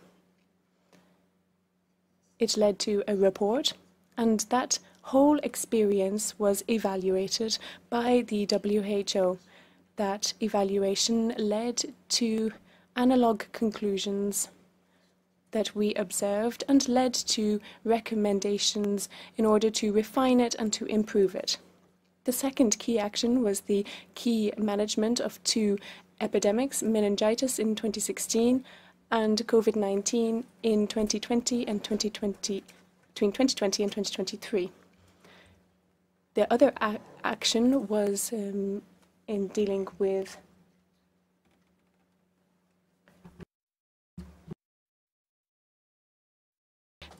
then the fourth one was dealing with a terrorist attack in Togo based on a One Health integrated approach in line with the Sustainable Development Goals. The fifth action point was the Regional Committee of the WHO and the reform of that in 2022. Sixth action, the close collaboration of the Ministry of Health with the training courses for the School of Medicine.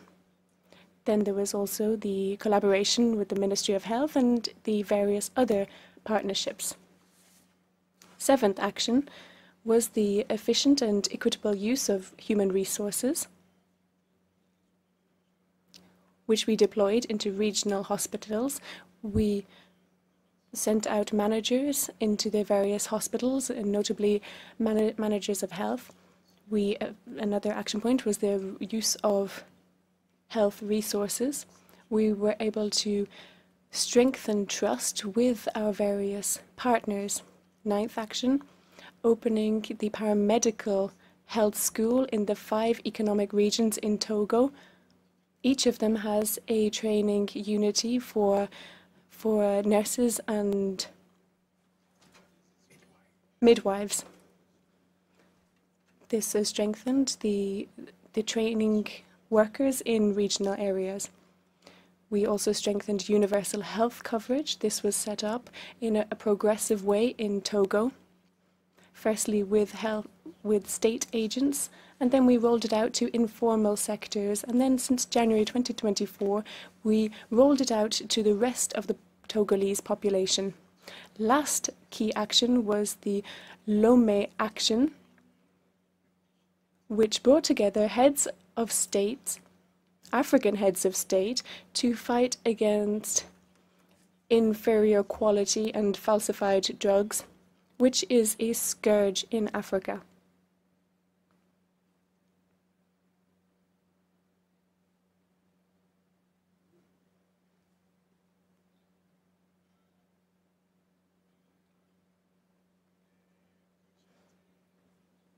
Whilst I was carrying out these activities in my role as minister, there was also an intercontinental and international initiative, because I have a lot of experience since I was the first president of African CDC. For 9 years, I participated in all of the activities of the regional committee, all of the WHAs, and I participated in the Assembly of the Ministers of Health for West African Health.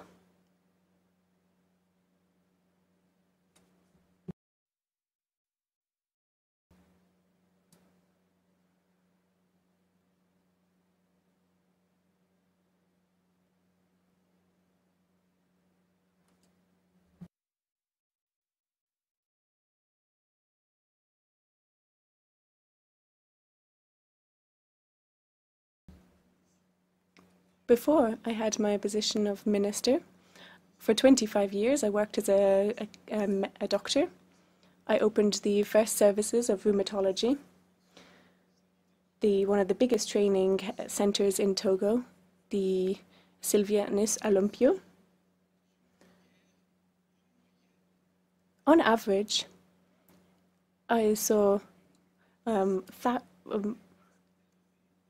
thousands of people every year, and there were 300 people per year hospitalized in that center.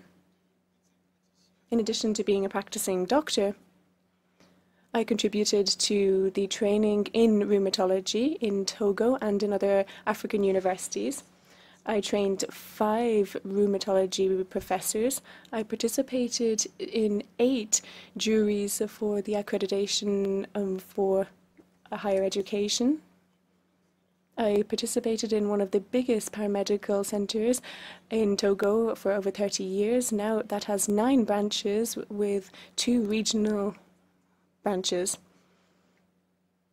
In research, I have 150 documents or reports on my website, and those works led to a publication in the current position based on the experiments that we led in Togo. Based on all of this experience, I would like to benefit from your trust, ministers, to hold the position of Regional Director for Africa of the WHO. We would like to create our continent a place where access to health is based on a robust, strong and resilient health system. A system that is tied into the Sustainable Development Goals and the overall program of the WHO. To do so, we need to strengthen what we have already created, but we also need to innovate. We also need to ensure that things are based on the current context in which we live. To do so, we have 7 priorities and strategies. First, to build a health system that is resilient and efficient. Second, universal health coverage. Third, fight against epidemics and catastrophes and prevention of illnesses. Fourth, we need to reduce insecurity. Fifth, ensure that there are enough medicines and health products. Sixth, fight against the health determinants, those linked to climate change, for example. And the last one, the governance of the WHO. Regarding the first one, an efficient and resilient health system, we need to ensure that this priority takes into account all of the health systems, going from the health workers right up to the governance, without forgetting financing and the crucial needs for financing today, based on the issues which we are all aware of, the withdrawal of some of our partners. So there is an urgent need for our countries not only to increase their domestic funding, but also to find innovative ways of achieving more funding. Think about tobacco and sugary drinks and the taxes on those. And I think we could also add taxes to cosmetic products. Then we need rigor in how we manage our resources. We need to use public-private partnerships as well. We need to use human resources. And all of this in an intersectorial approach that takes into account the One Health approach and the Sustainable Development Goals. Taking into account the configuration of our countries and the need to use artificial intelligence for telemedicine, to best make use of our specialists in rural, isolated areas. And all of this needs to be put into context, which means that all the WHO interventions should be in line with the national health plans of the various different countries. Second priority is universal health coverage,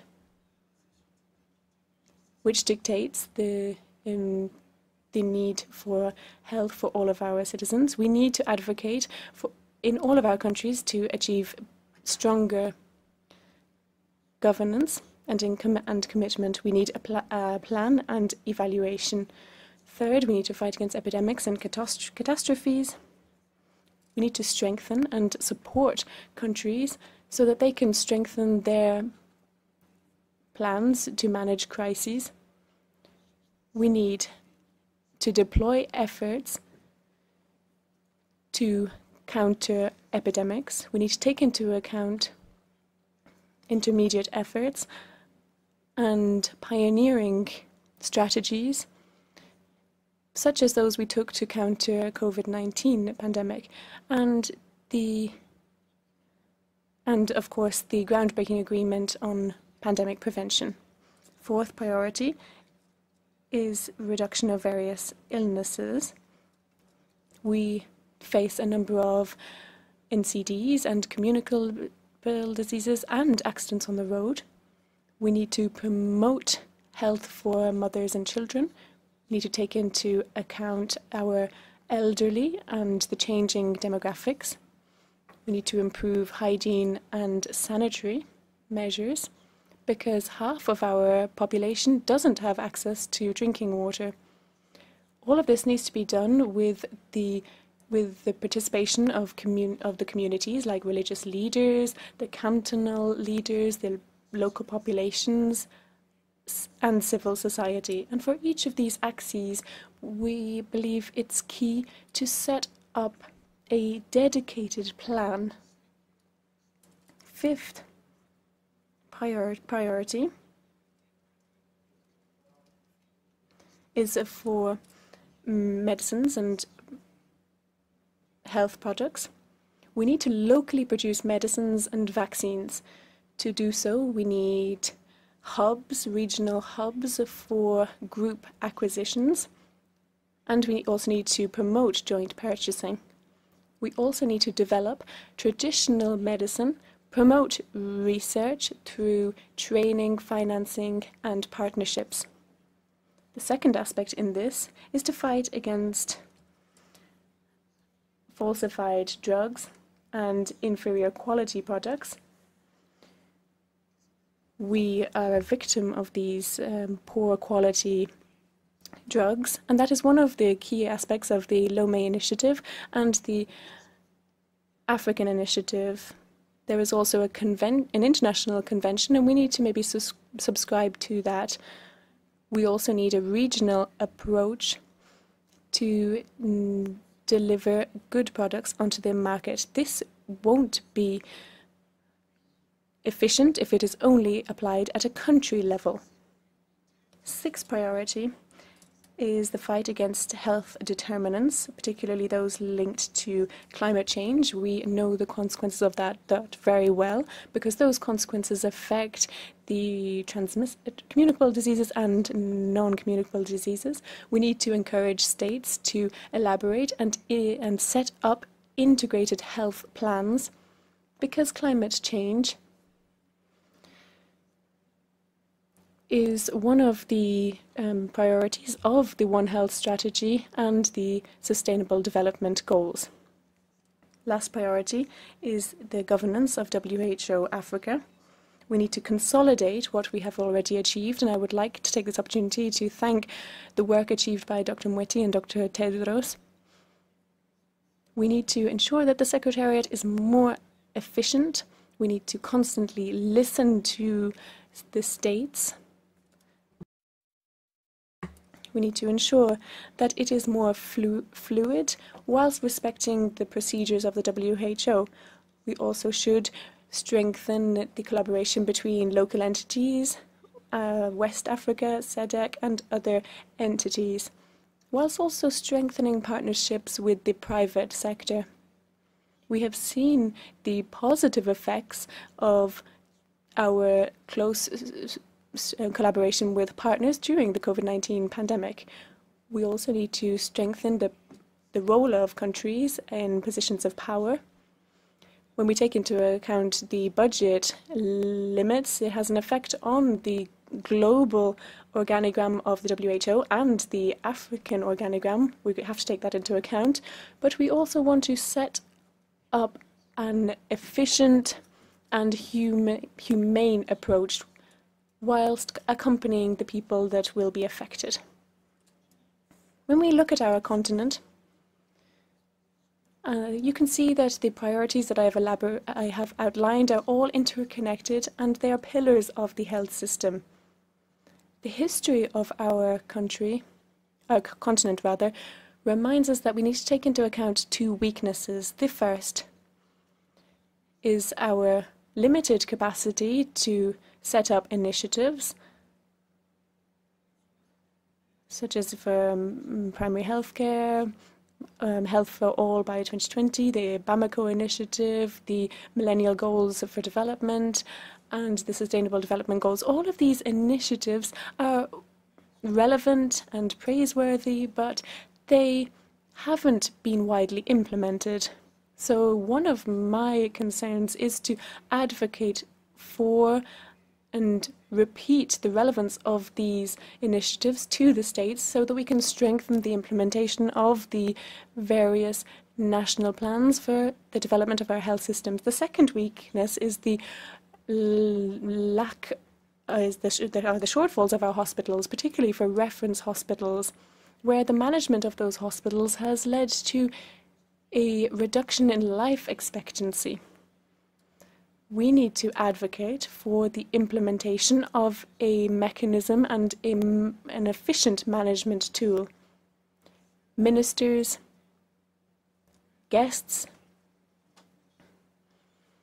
I am determined to implement all that I have presented.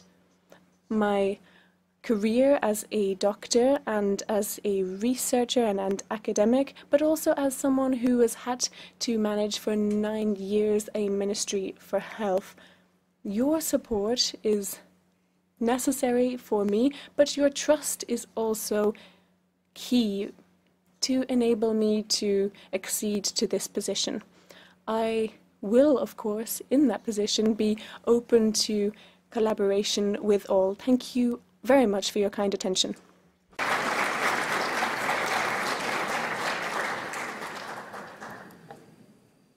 Thank you, Professor Mustafa. We'll now continue with questions and answers. I will now ask the Secretariat to take the bowl, show everyone that it is empty, and then pass it around to collect the name tags. Professor Mustafa, you may remain at the podium or take a seat at the main table.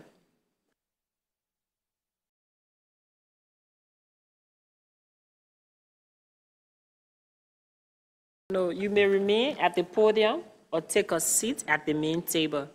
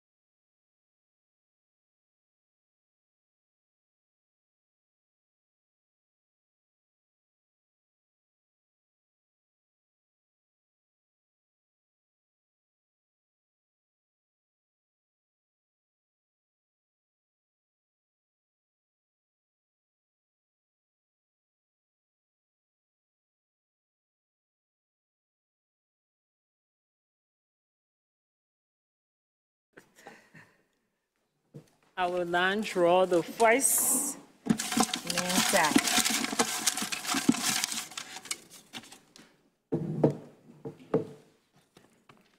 Seychelles.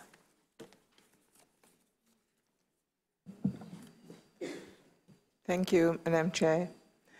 Professor, considering the numerous regional organizations dedicated to enhancing health and well-being across the African continent, what strategies will you implement to harmonize their efforts, minimize the duplication of initiatives, and to ensure that no priority is overlooked or marginalized? Thank you.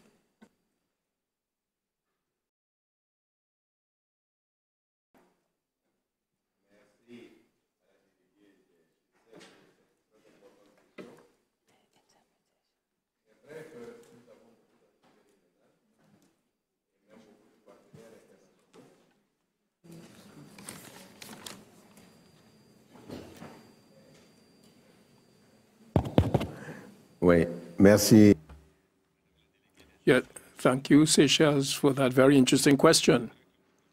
It's true that we have many partners at the regional level and many partners even at the international level. And what we see most often is the duplication of effort. And that's why there's a need to come up with a national health development plan, look at this with the various entities, and have frequent working meetings and a common working meeting. It's today possible with the tools at our disposal. It means that each time, each partner should be aware of what the other partner is doing.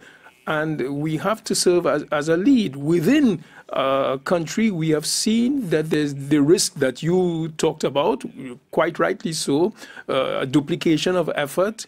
And you have partners who go into the same sector but use different channels. So the ministry should associate itself with its partners and have meetings, collective meetings, in order to determine the priorities and see where the various resources and means are to be channeled. It would avoid this duplication of effort, and as you said, it would make us more effective.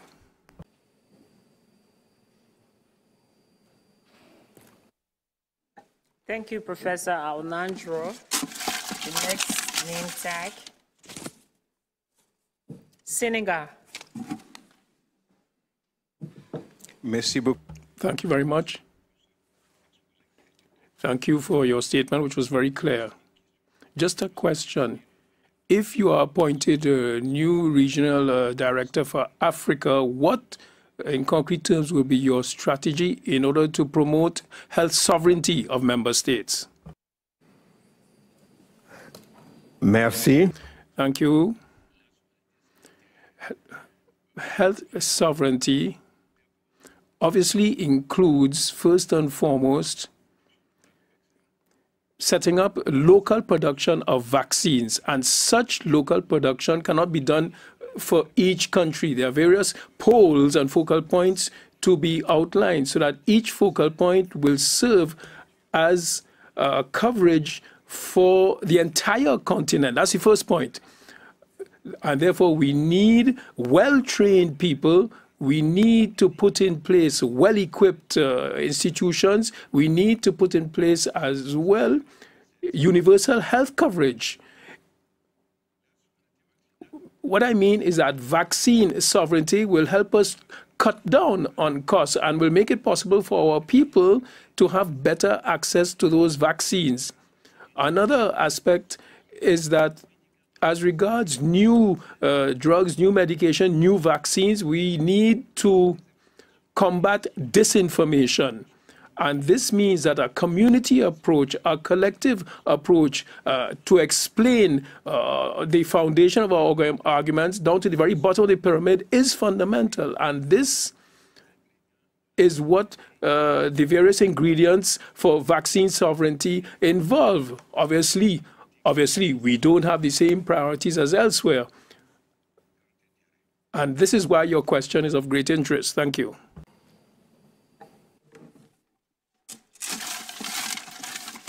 The next name tag is from Gambia.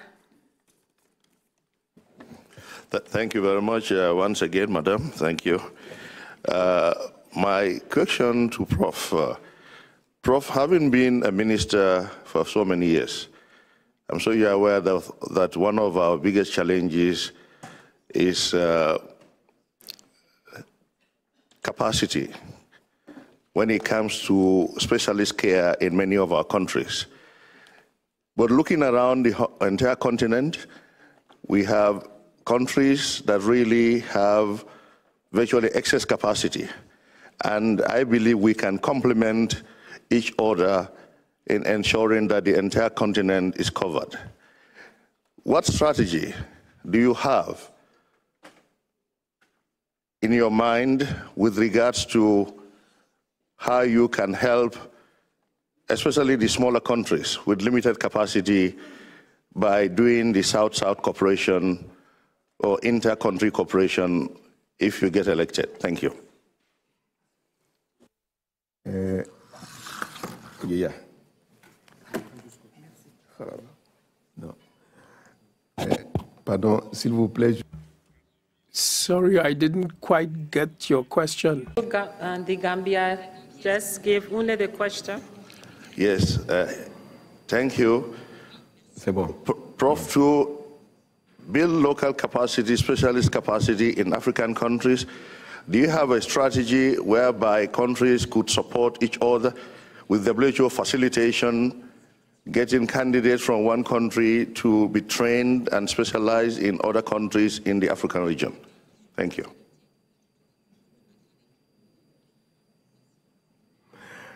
Merci beaucoup. Thank you very much. Yes, a very interesting question, because in our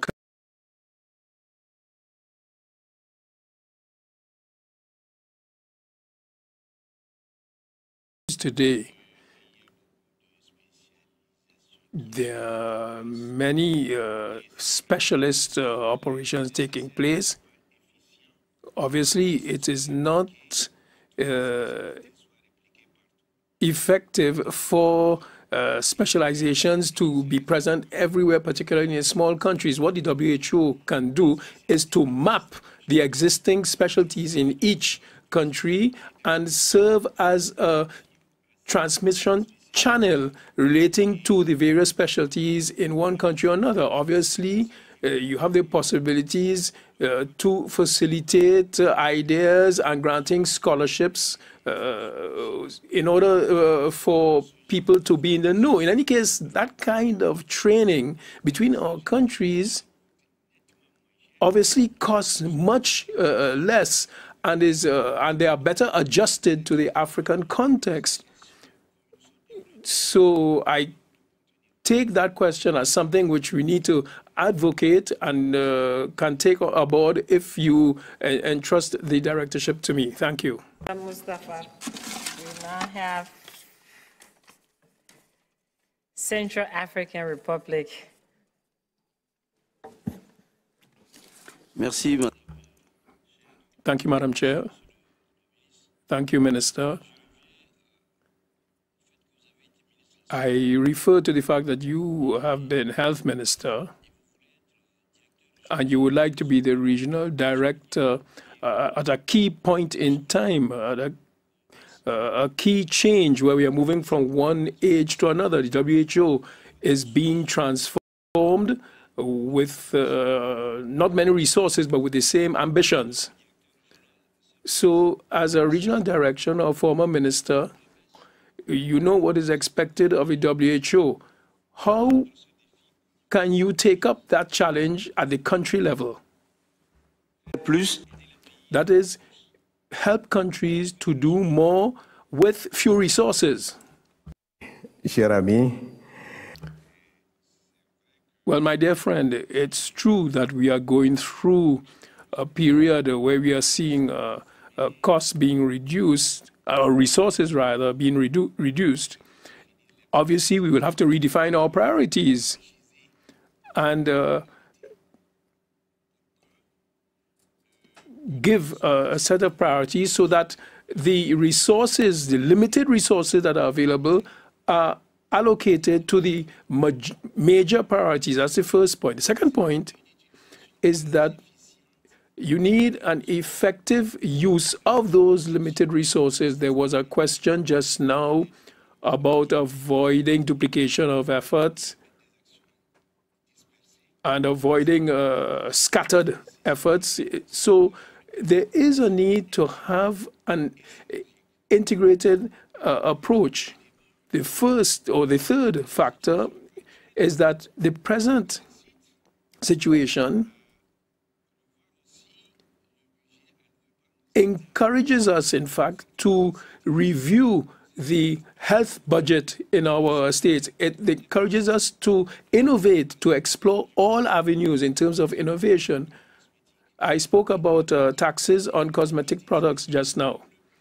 So the national budget, as established, needs to be effective. And that is why I was saying just now that the WHO,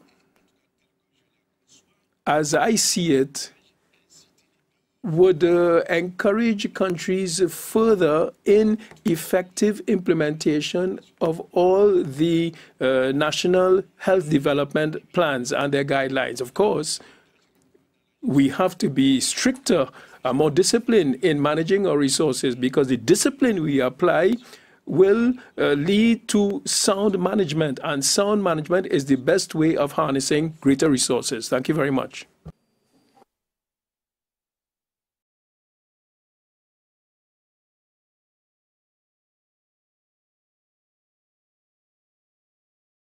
Cameroon. Thank you, Madam Chair. Je voudrais... Merci. Thank you. Given the key role that community health officials play in the new public health sector, may I ask the candidate what strategy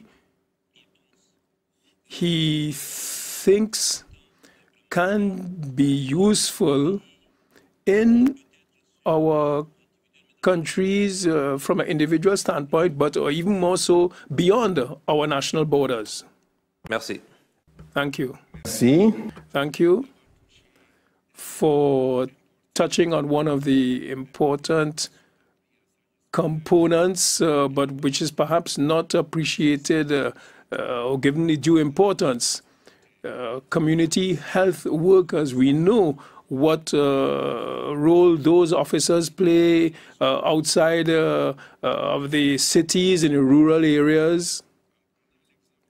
And if you look at a number of countries, in Togo, for example, we have come up with a national plan for community health workers. And that plan has the objective of a formal harmonization of the recruitment procedures, the content of the modules and the training for them, as well as the tasks to be entrusted to them. So, of course, the plan I am speaking about, obviously, you have to take account of the context in each country, because you have to bear in mind the very essence of what a community worker involves.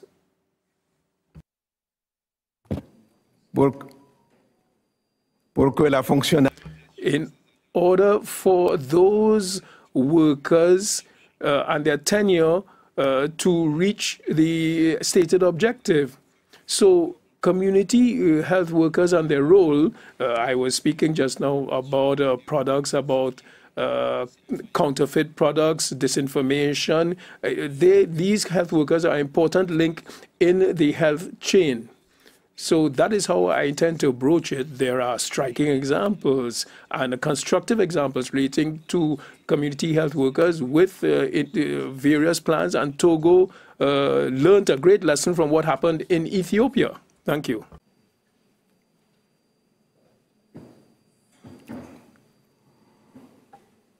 South Africa.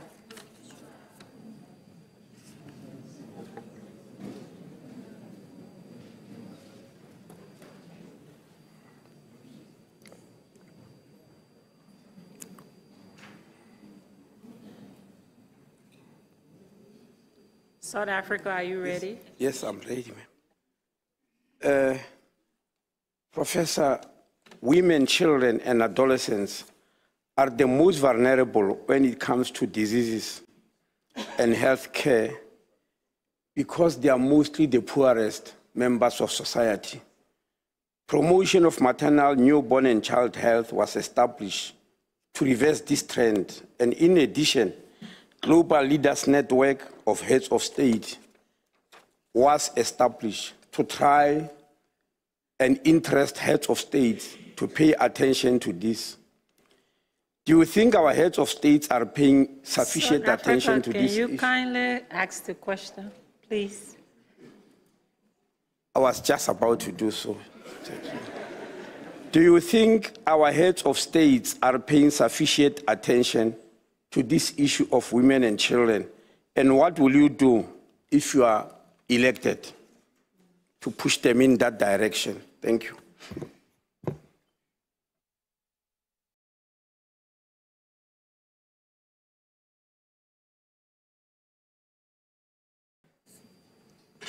Merci pour cette question. Thank you for the question. Maternal, newborn, and vulnerable population health. Do our heads of state give sufficient attention to this? The answer is yes. Now, is there a need to reinforce various actions? The answer is also yes. If you look at our various countries, universal health coverage is talked about, and the first objective relates to vulnerable people, women, children, and newborn, because that category of population is a victim of lack of access to appropriate health care. You may remember that in various countries there have been various programs, free cesarean operations, free health care for pregnant women. But now with UHC, those various programs have been merged together, incorporated into one plan, and this makes it easy to take on board women, children, and pregnant women, in fact. And this, in the long term, will reduce the newborn death rate, and the death rate of children, and death rate linked to pregnancies. You also talked about vulnerability, and this goes hand in hand with the combating poverty. This highlights the One Health concept. If you look at the development objectives, you can see it is clear that if you need better health, you have to combat poverty. Health includes, for example, providing drinking water. So efforts are being made, yes. Are further efforts needed? Yes. And that is why we have to continue advocating the UHC and its effectiveness. And I expect to do this through repeated visits to each of our countries. Thank you. Madagascar. Merci. Thank you, Madam Chair. My question is this. There was no reference to reduction of maternal mortality. You didn't refer to that. What strategy do you propose along those lines?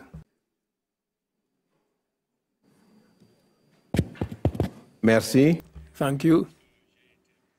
Maybe I was a bit too quick because I spoke to you about maternal and child health. It's true that the death rate is high in our countries, yes. Furthermore, Togo is a victim of the fact that over the last 10 or so years, the statistics you have access to include figures from a census 10 or so years ago. So we are now carrying out a census which makes it possible for us to see the real state of affairs, because progress has been made through free cesareans, through free and healthcare given to women and children, and through UHC.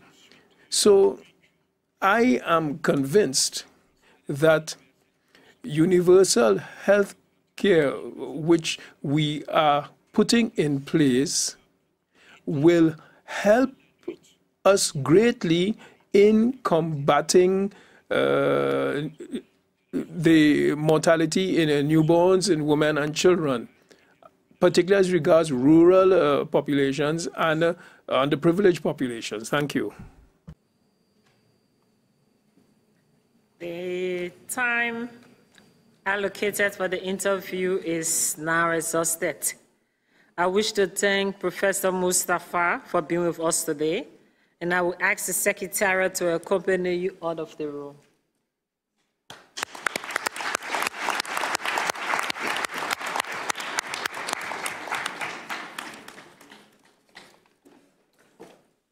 While the Secretary is accompanying the candidates out of the room, the next candidate, Dr. Mohamed Rame, proposed by Guinea, is to be brought in. I will ask the delegation to remain in your seats so we may commence immediately the next interview as soon as the candidate is here.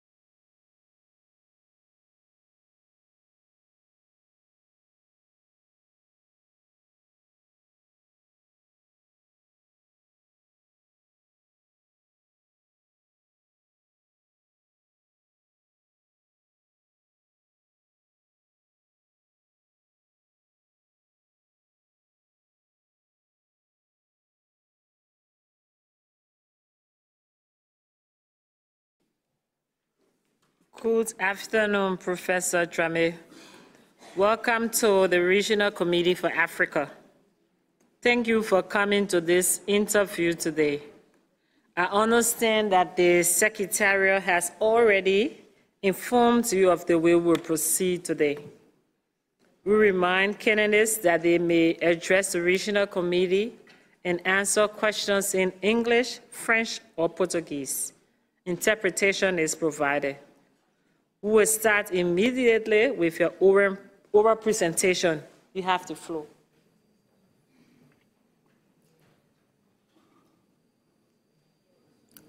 Should I? Please proceed. Thank you. First of all, please note that I will make most of my statement in French, with this introduction and final statements in English and Portuguese, the two other working languages of our region that I have been using throughout my career. Excellencies, Ministers of Health, Dr. Tedros, Director General of WHO, distinguished representatives of WHO member states, dear colleagues and partners, I would like to thank you for giving me the opportunity to formally ask you for your support and backing for my candidacy for the honorable position of WHO Regional Director for Africa, for which I humbly invite you to select me. Je tiens avant tout.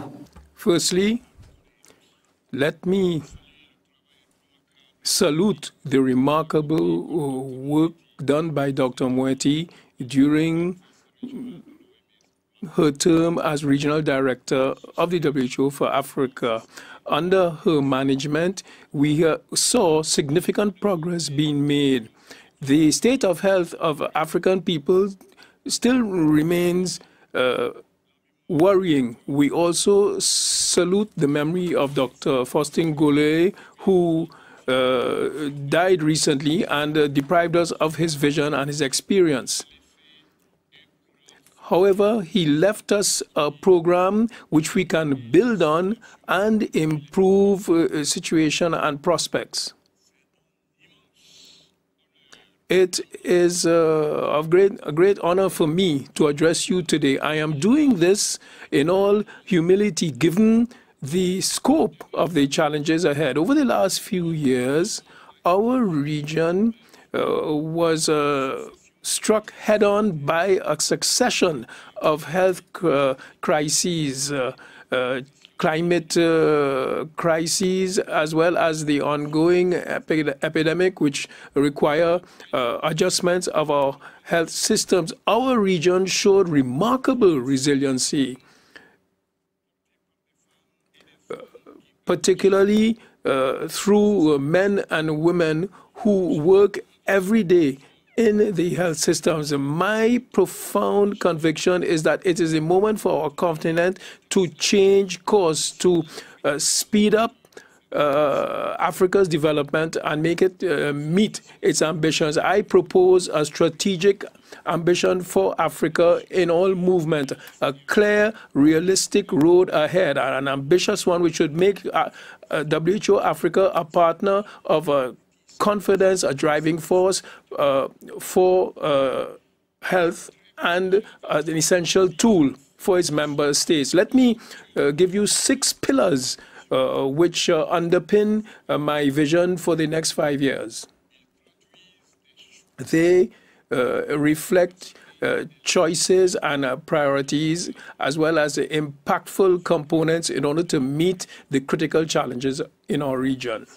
Let's begin with our common concern: the chronic lack of investment in health in our regions. It's an initial pillar which I would like the regional office to concentrate on: a new deal, a new covenant for health investment. The figures are there for all to see. People pay for health care out of their pockets. In order for 200 million Africans, it means a huge cost element, catastrophic differences which put more than 100 million families in poverty, whereas for 85 million, the high cost of healthcare means they don't have access to it. It's unacceptable, and it is a complete waste. Public expenditure and social security cover an insignificant amount.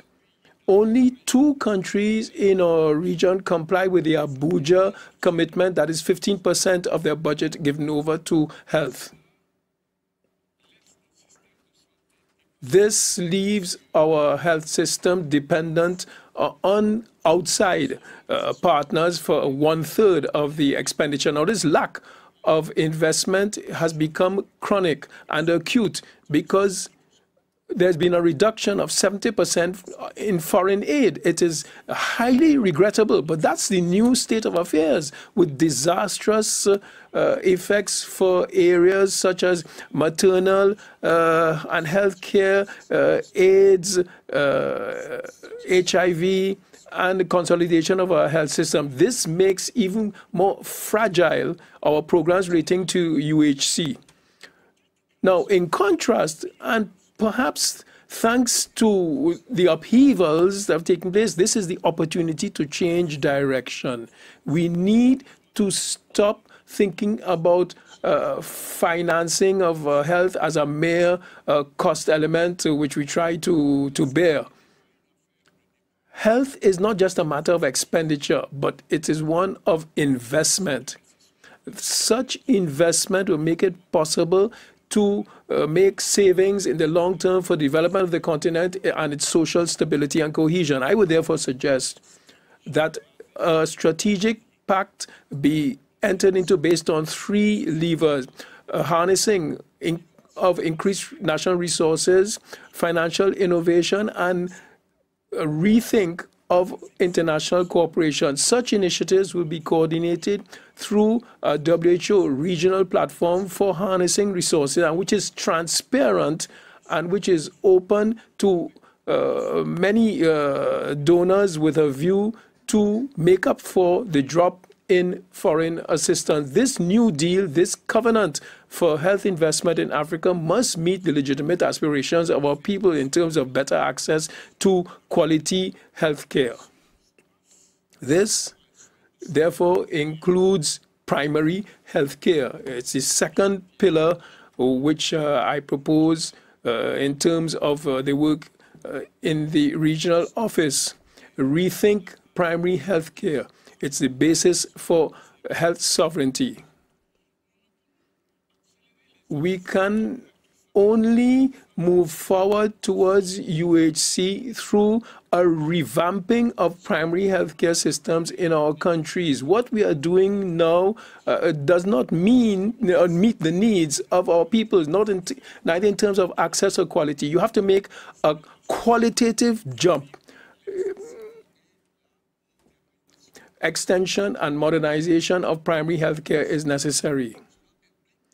Obviously, it means taking advantage of the present crisis relating to official development system in order to rethink our health system and use a model relating to the superposition of programs, a vertical superposition, and a consolidation of health systems on the basis. Give added value to the value of health systems working hand in hand with high-performance hospital systems, guaranteeing fair access to health from the rural areas. But you also have to think about the urban areas because they are often neglected. It's part of our cultural heritage. A multi-sectoral approach to health issues with policies to promote health, meeting the needs of patients, and anticipates the challenges relating to chronic epidemics with a One Health program, including all the fundamental challenges. I promise to support countries and promote a UHC model which would be sustainable and take inspiration from the successful experiences which have taken place in Africa. Over the last few years, Africa has seen an increase in emergency services. 60% of African people live in conflict areas with a significant impact on health system. 82% of those Africans in a state of chronic lack of health care live in areas of conflict. So you need to have a specific approach to protect the people involved. Hence the third pillar, building resilient systems and ensure continuous basic health care. That is why I commit myself to working with member states by harnessing the necessary resources to identify vulnerabilities at an early stage and build capacity in terms of human and organizational methods so that we can more rationally use all the tools at our disposal, including the digital tools, etc. Invest in priorities in terms of strengthening health infrastructure and communication and technical units in risk areas in order to strengthen access to health in these areas and also guarantee the safety of healthcare workers. All this can only be done with motivated human resources and well-qualified ones. That's why we will have to invest in human resources as a foundation of the WHO program. We need to make operational the African Consensus on Sustainable Investment in Training and motivating health professionals, particularly in poorer areas, and also come up with relevant programs against the brain drain. Obviously, an investment in human resources, it has to go hand in hand with the African Charter in order to prepare best for the future. Train future health workers will be at the core of WHO Africa programs. The region will obviously implement the African consensus on the need to make more intelligent investments and more sustainable investments in healthcare. Such investment will make up for the lack of investment and in human resources in Africa, as well as the way the African societies which are being modernized see future health workers. If we are to modernize and upgrade health systems, promote health and protect people, all these things require political will and mobilization. So you need a health diplomacy which refocuses health on social and economic development in Africa. And that is my fourth pillar. The Covenant for Investment in Africa must support a concrete action, a visible one on the part of member states in order to improve their resilience and their primary health care. The commitment and support of political actors in the continent is essential.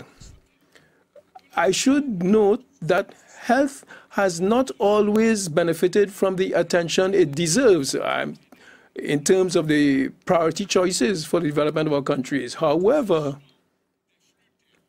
the drying up of aid is an opportunity to refocus the international agenda on health priorities. The WHO in Africa must use its legitimate reputation and its power to refocus the discussion on health and development. We have a huge potential which is not used enough in terms of political authorities, development partners, multilateral institutions, and the media. All need to be involved. I commit myself to making this a priority by using to the fullest the political reputation and credit which the WHO has in the region. We shall do this in full consultation and synergy with all the institutions of the African Union, particularly with Africa CDC. My sixth pillar would be a WHO which is skillful and which is better able to listen to its member states. I would like to refocus WHO Africa on its primary vocation, strategic and technical support to member states. The present crisis in terms of financing WHO has created structural and psychological conditions for a radical reform of the action of the regional office. The priority of the regional office will involve technical support which will be flexible and will take account of the diversity of our continent. Countries are different and which meet the specific needs of each country. A more effective harnessing of local, regional, international resources, what I call the Covenant for Investment in Africa, a better synergy between the regional offices and the headquarters with complementary approaches, support which would be more consolidated in order to help countries develop their programs and make them more relevant, geared towards results, including the specific features and the emergency situations in each country. I now turn to Portuguese. I am committed to strengthen the WHO's functions and renew its role and guarantee sensitization, transparency in terms of results, as well as an exemplary system of governance. For that, we need leadership which must come to the fore in Africa, more open to the world. I think that I am up to the task. I have a wide range of relevant experience in terms of leadership as regards the regional directorship. My professional experience includes support to governments in terms of developing health plans and national development health plans, as well as leadership in terms of multinational projects and coordination of a network of countries, including political dialogue for health. Over the years, I've had to manage large international and multicultural teams of experts and to coordinate work with government instances and international agencies. I've done this across multiple countries in all the regions of our continent, in French-speaking countries, Anglophone, as well as Lusophone Africa, and even also beyond our continent, and including 6 years in WHO headquarters. I've experienced the potential of WHO firsthand, but also its limitations.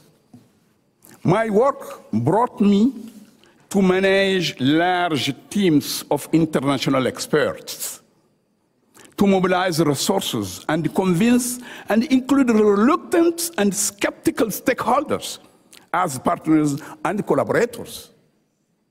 As a result, I can now build on a vast network of technical experts, policymakers, and people with experience and ideas in government, NGOs, and partner agencies.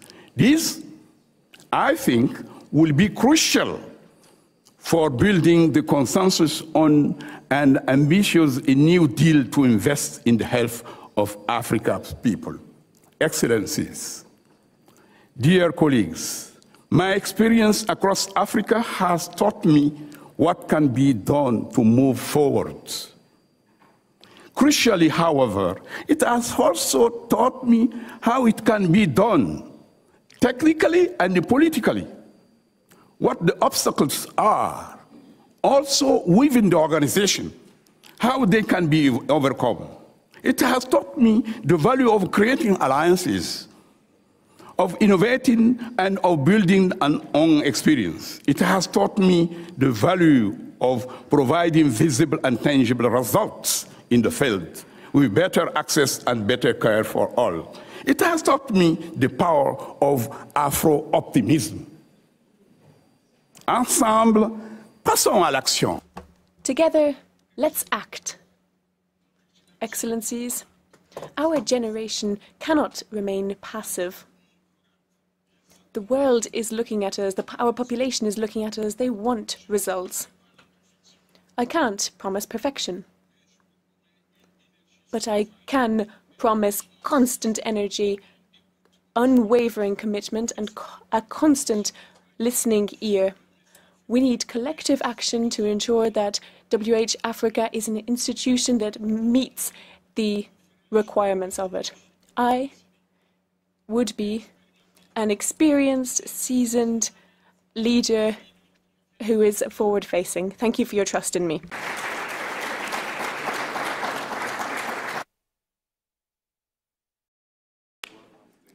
Thank you, Dr. Mohammed. We will now continue with the question and answers. I shall now ask the Secretariat to take the board, show it to everyone that it is empty, and then pass it around to collect the name tags. Dr. Mohammed, you may either remain at the podium or take a seat at the main table.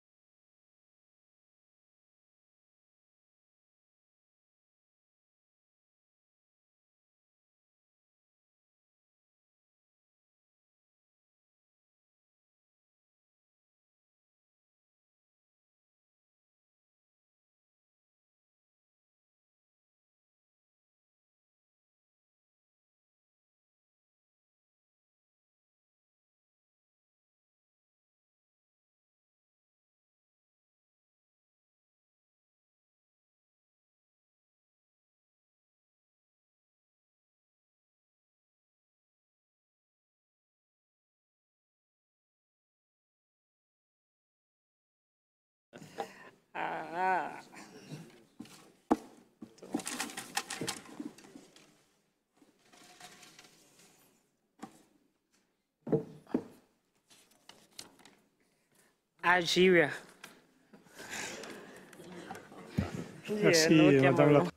Thank you, Madam Chair.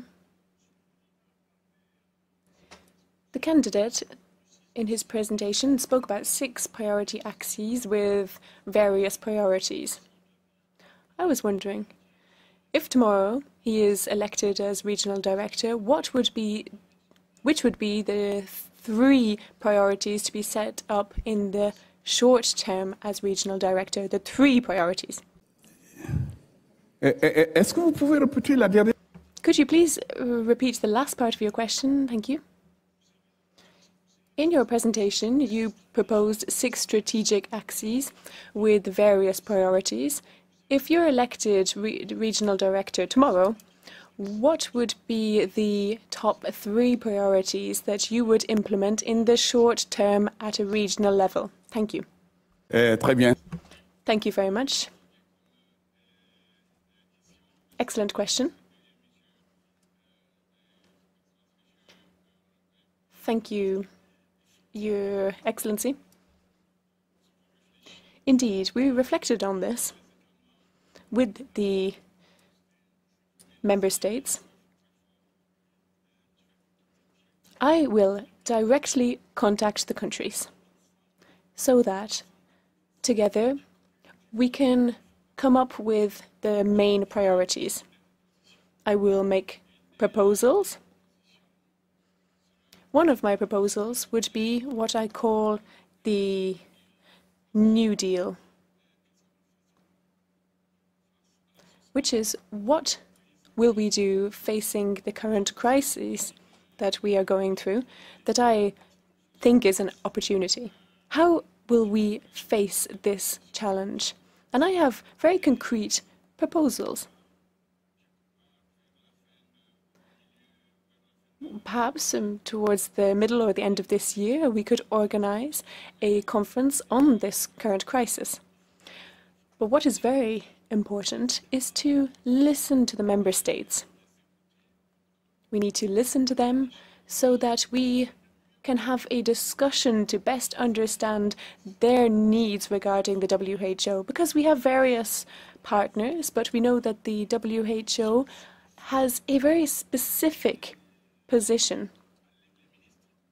So the ministers listen to the WHO, the only agency which has the opportunity to meet the ministers of health every week. So I will establish a dialogue with member states. It would also be very important for me to continue the ongoing reform, not only of the regional office, but also of the country offices. I followed closely the structural reform that is ongoing at a regional level. I am also following the one that's happening at an international level.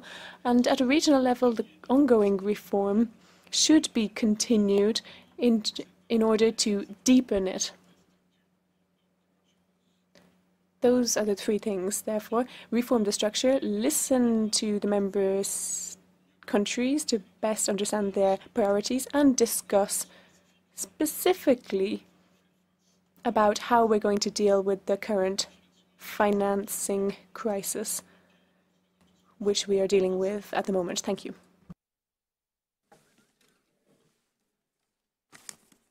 Mozambique. Bom dia. Good morning. One of the serious concerns in Africa are premature pregnancies and the problems of an obstructive nature. What do you intend to do in terms of strategy to handle this? As fístulas obstétricas. Fistulas, obstetric.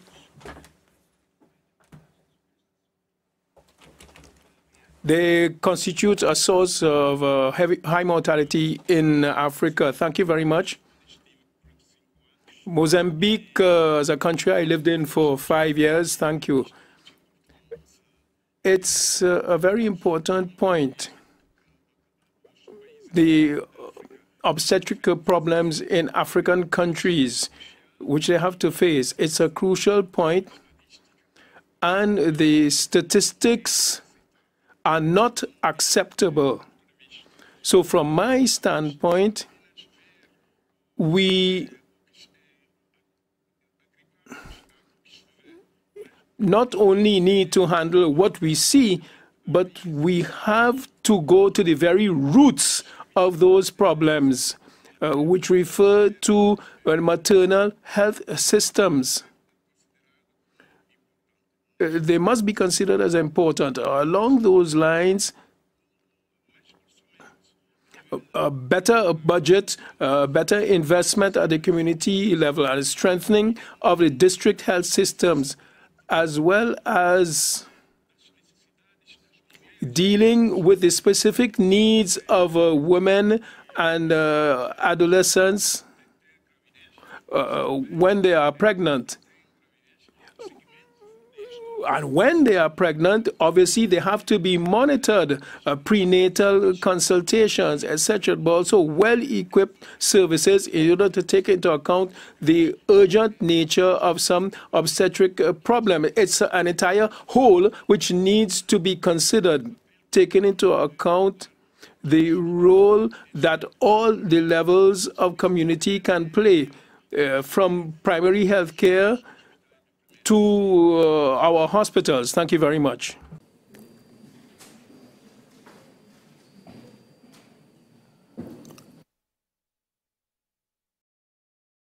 Gabon.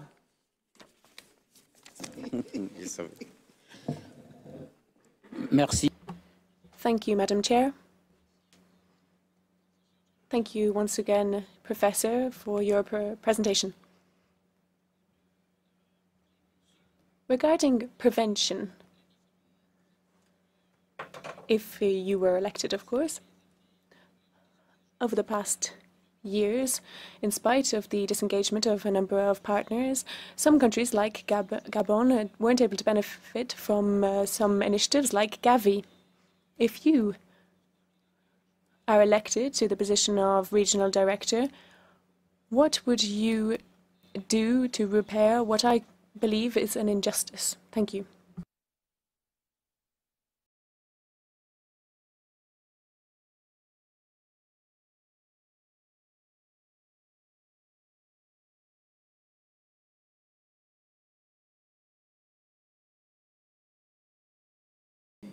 Hein? Vous êtes? Ah, OK. La prévention, oui, très important.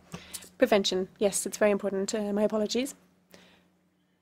When we talk about Gavi, I was privileged to be able to coordinate everything that the WHO does worldwide regarding strengthening health systems for 4 years when I was working here at the HQ of the WHO, and I am currently member of the Independent Committee of Gavi. There are around 40 of us. Gavi supports countries for proposals, and it gives a huge amount of financing. We have to be able to deal with this. It should be part of the New Deal that I would like to discuss with countries. What can we do with this withdrawal? Bill Gates said that he will give a lot of money. Okay, we've all seen that. It's not brand new news. We all know about that.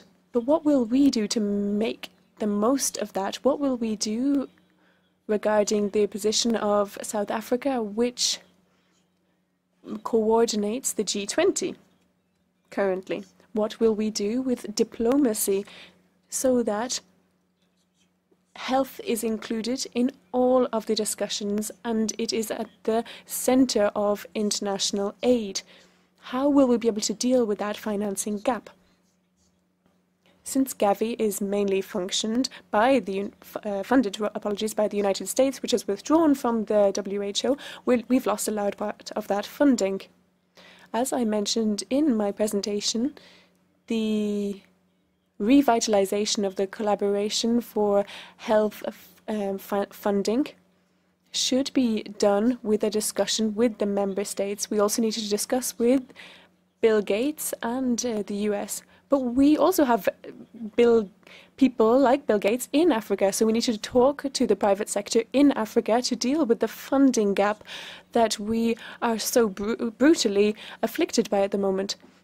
We need to talk with the member states. So yes, prevention is key. We need to find more funding. The public health institutions exist. For example, the one in Gabon deals with all the aspects such as prevention and preparedness and surveillance of illnesses. We worked together.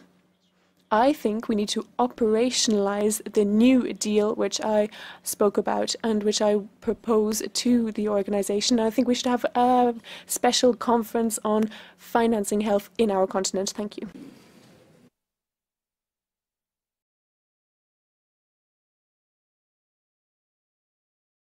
Senegal. Merci beaucoup. Thank you, Madam Chair. Thank you, Professor, for your presentation. I know you apply a lot of importance to basic health services. So I would like to ask you, which resources can we use to ensure that the reform is made concrete, especially for basic healthcare in Africa? Thank you. Merci bien. Thank you very much, Your Excellency. I was lucky enough to go to Senegal very often. We're closely tied. Community health in Senegal is very committed. In French-speaking countries, we all know what the mutual work has been done, and we are pioneering countries in this. Basic healthcare has been neglected for a number of years, and we need countries to relaunch basic healthcare using the concentration and added value of our communities. We have community values we need to implement. Not only programs set up by partners, because that's often what we tend to see, they're the most visible.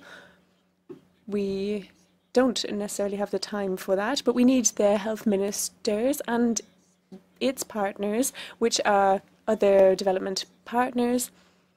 Those other developmental sectors, including the Ministry for Finance, Ministry for Decentralization, Ministry for Communities, need to work together to identify true community leaders and benefit from the knowledge of those local leaders.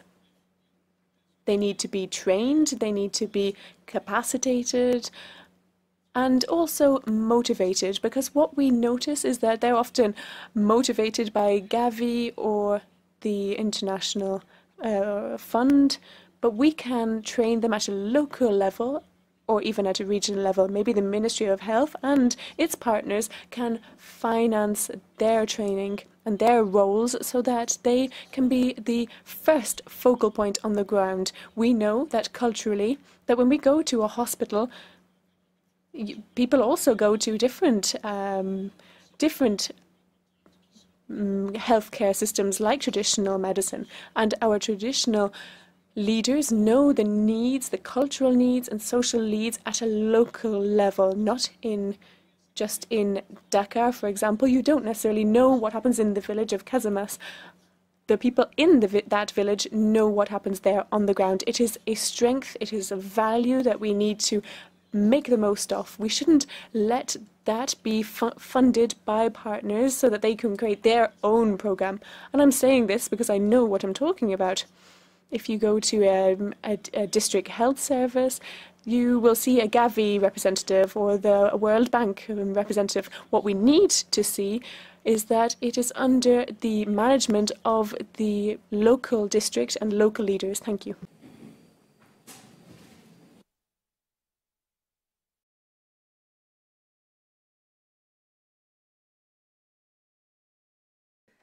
Central African Republic. Merci, Madam Chair. Thank you, Madam Chair. Thank you, Dr. Dramé. We appreciate your ideas and priorities. You spoke about radical reforms in the regional office. Give me one aspect. What are you going to change? It doesn't work well, so what are you going to change, and what will be the impact on our countries? C'est quel pays, excusez-moi? Sorry, what is your country? I apologize. I am from the Central African Republic. Thank you. I said that you spoke about the radical reforms in the regional office. So could you give me an example? What is a weak point in the regional office, and what will you therefore change in order to have a positive impact? I am at ease to answer this question. When I was in Bangui in 2019, I noted one thing. I am speaking in full cognizance of the facts. Self-criticism is important. Very often, you have ready-made solutions for a country. The English speakers say one size fits all. No. You have to be really with your ears to the ground. Listen to the people, and the regional office will continue with the ongoing reform of the organizational chart, but I'll see to it that those colleagues to be chosen will not only be chosen on objective and answerable criteria, but will be based on follow-up, and they will meet specific needs. For example, if you go to the CAR or to Gabon, they are neighboring countries with the same package of activities, that's a mistake.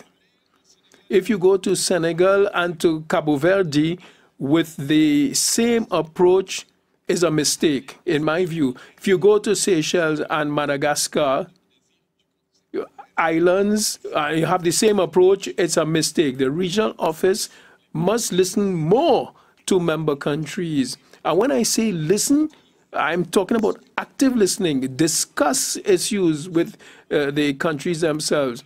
And the responses to the WHO support meet the specific needs of countries. If you go to Sao Tome, which is a neighbor of Gabon, it's not the same thing.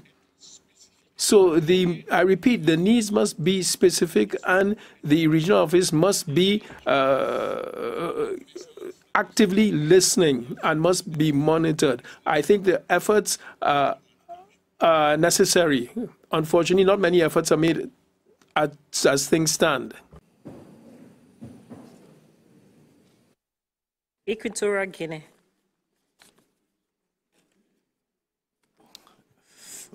Thank you so much, Madam Chair.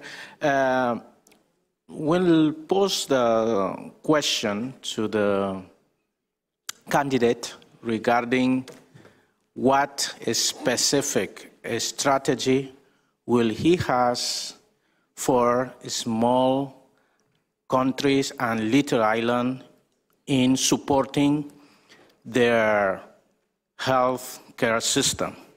The question is being posed in the context of not always from the regional office has managed properly the demand of those small countries. How this will change under your leadership. Thank you.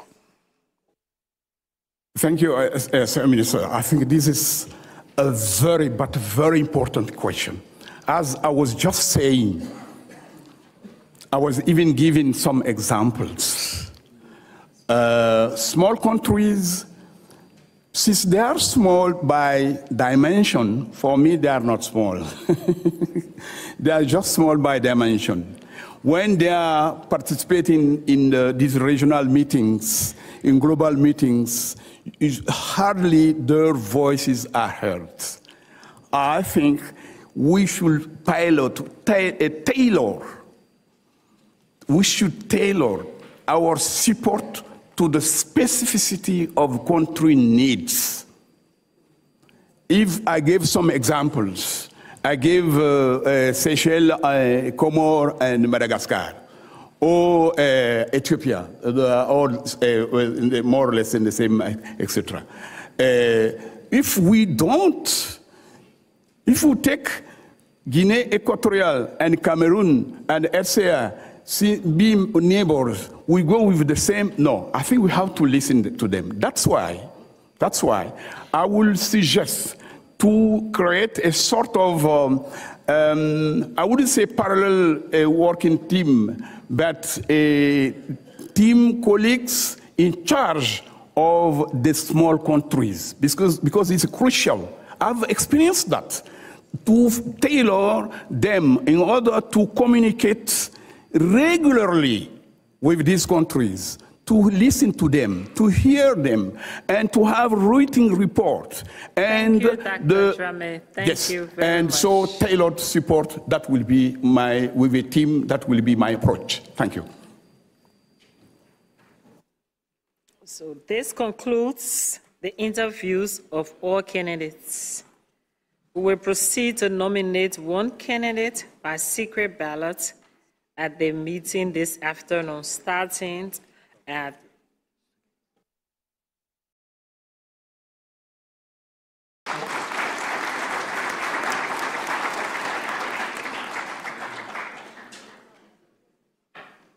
Professor Drame, I just want to say thank you. The interview is now exhausted, and I want to say thank you for being with us today. I will ask the Secretary to accompany you out of the room.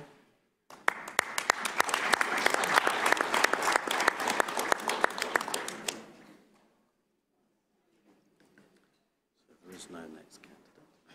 Nobody. Yes, so we moved down here. So this concludes the interviews of all the candidates. We'll proceed to nominate one candidate by secret ballot at the meeting this afternoon, starting at 14:30 in this room. We'll resume in a closed meeting with consideration of agenda item number 3 regarding the report on the Committee on Credentials. And immediately after, proceed to the continuation of agenda item 4 for the vote. Only members with 2 lines displayed on the upper left side of their badges will be allowed to enter the room after the break, which is to say no more than 3 persons per delegation. I will now give the floor to the Secretariat if there is any announcement.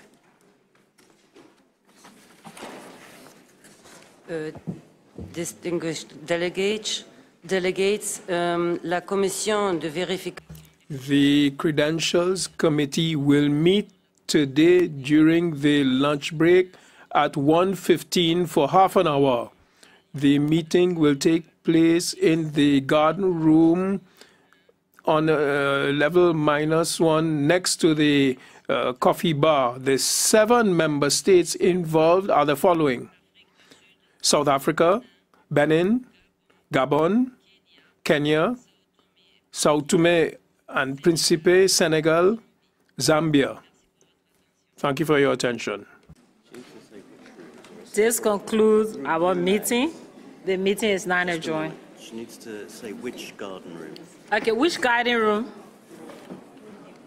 Room X. Room X. Room X, exactly. Room X. Thank you.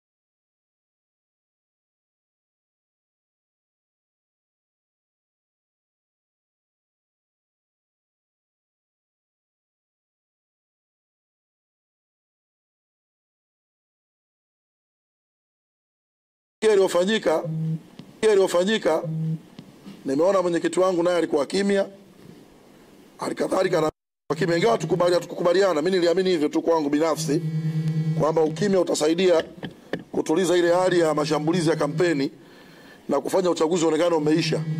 Ndio ilikuwa sababu ya kupotea mitandaoni na kwenye vyombo vya habari, ili wenzetu nazo wanachaguliwa ofisini kwa utulivu badala ile joto ambalo tulikuwa nalo Desemba na Januari. Kwa hiyo baada ya kimya kirefu, miezi karibuni hapa tumeona kilichokuwa kinajitokeza, kilitulazimu sasa wengine turudi kazini. Kilitulazimu wengine turudi kazini katika moja kuonesha tuko upande wa chama. Kuna hali ambayo ilikuwa inaendelea, ukimya ule ungeweza kutafsirika tumenuna au tumesusia kazi za chama au tumejiondoa Chadema. Kwa hiyo ilazimika turudi. Kwa leo nao furaha kwa majukumu ya kichama kabisa kurudi kwenye vyombo vya habari, lakini nikianza na jambo kubwa kabisa hili ambalo linaendelea sasa hivi, ambalo naamini litasaidia kila Mtanzania na kila mwananchi kujua kinachoendelea na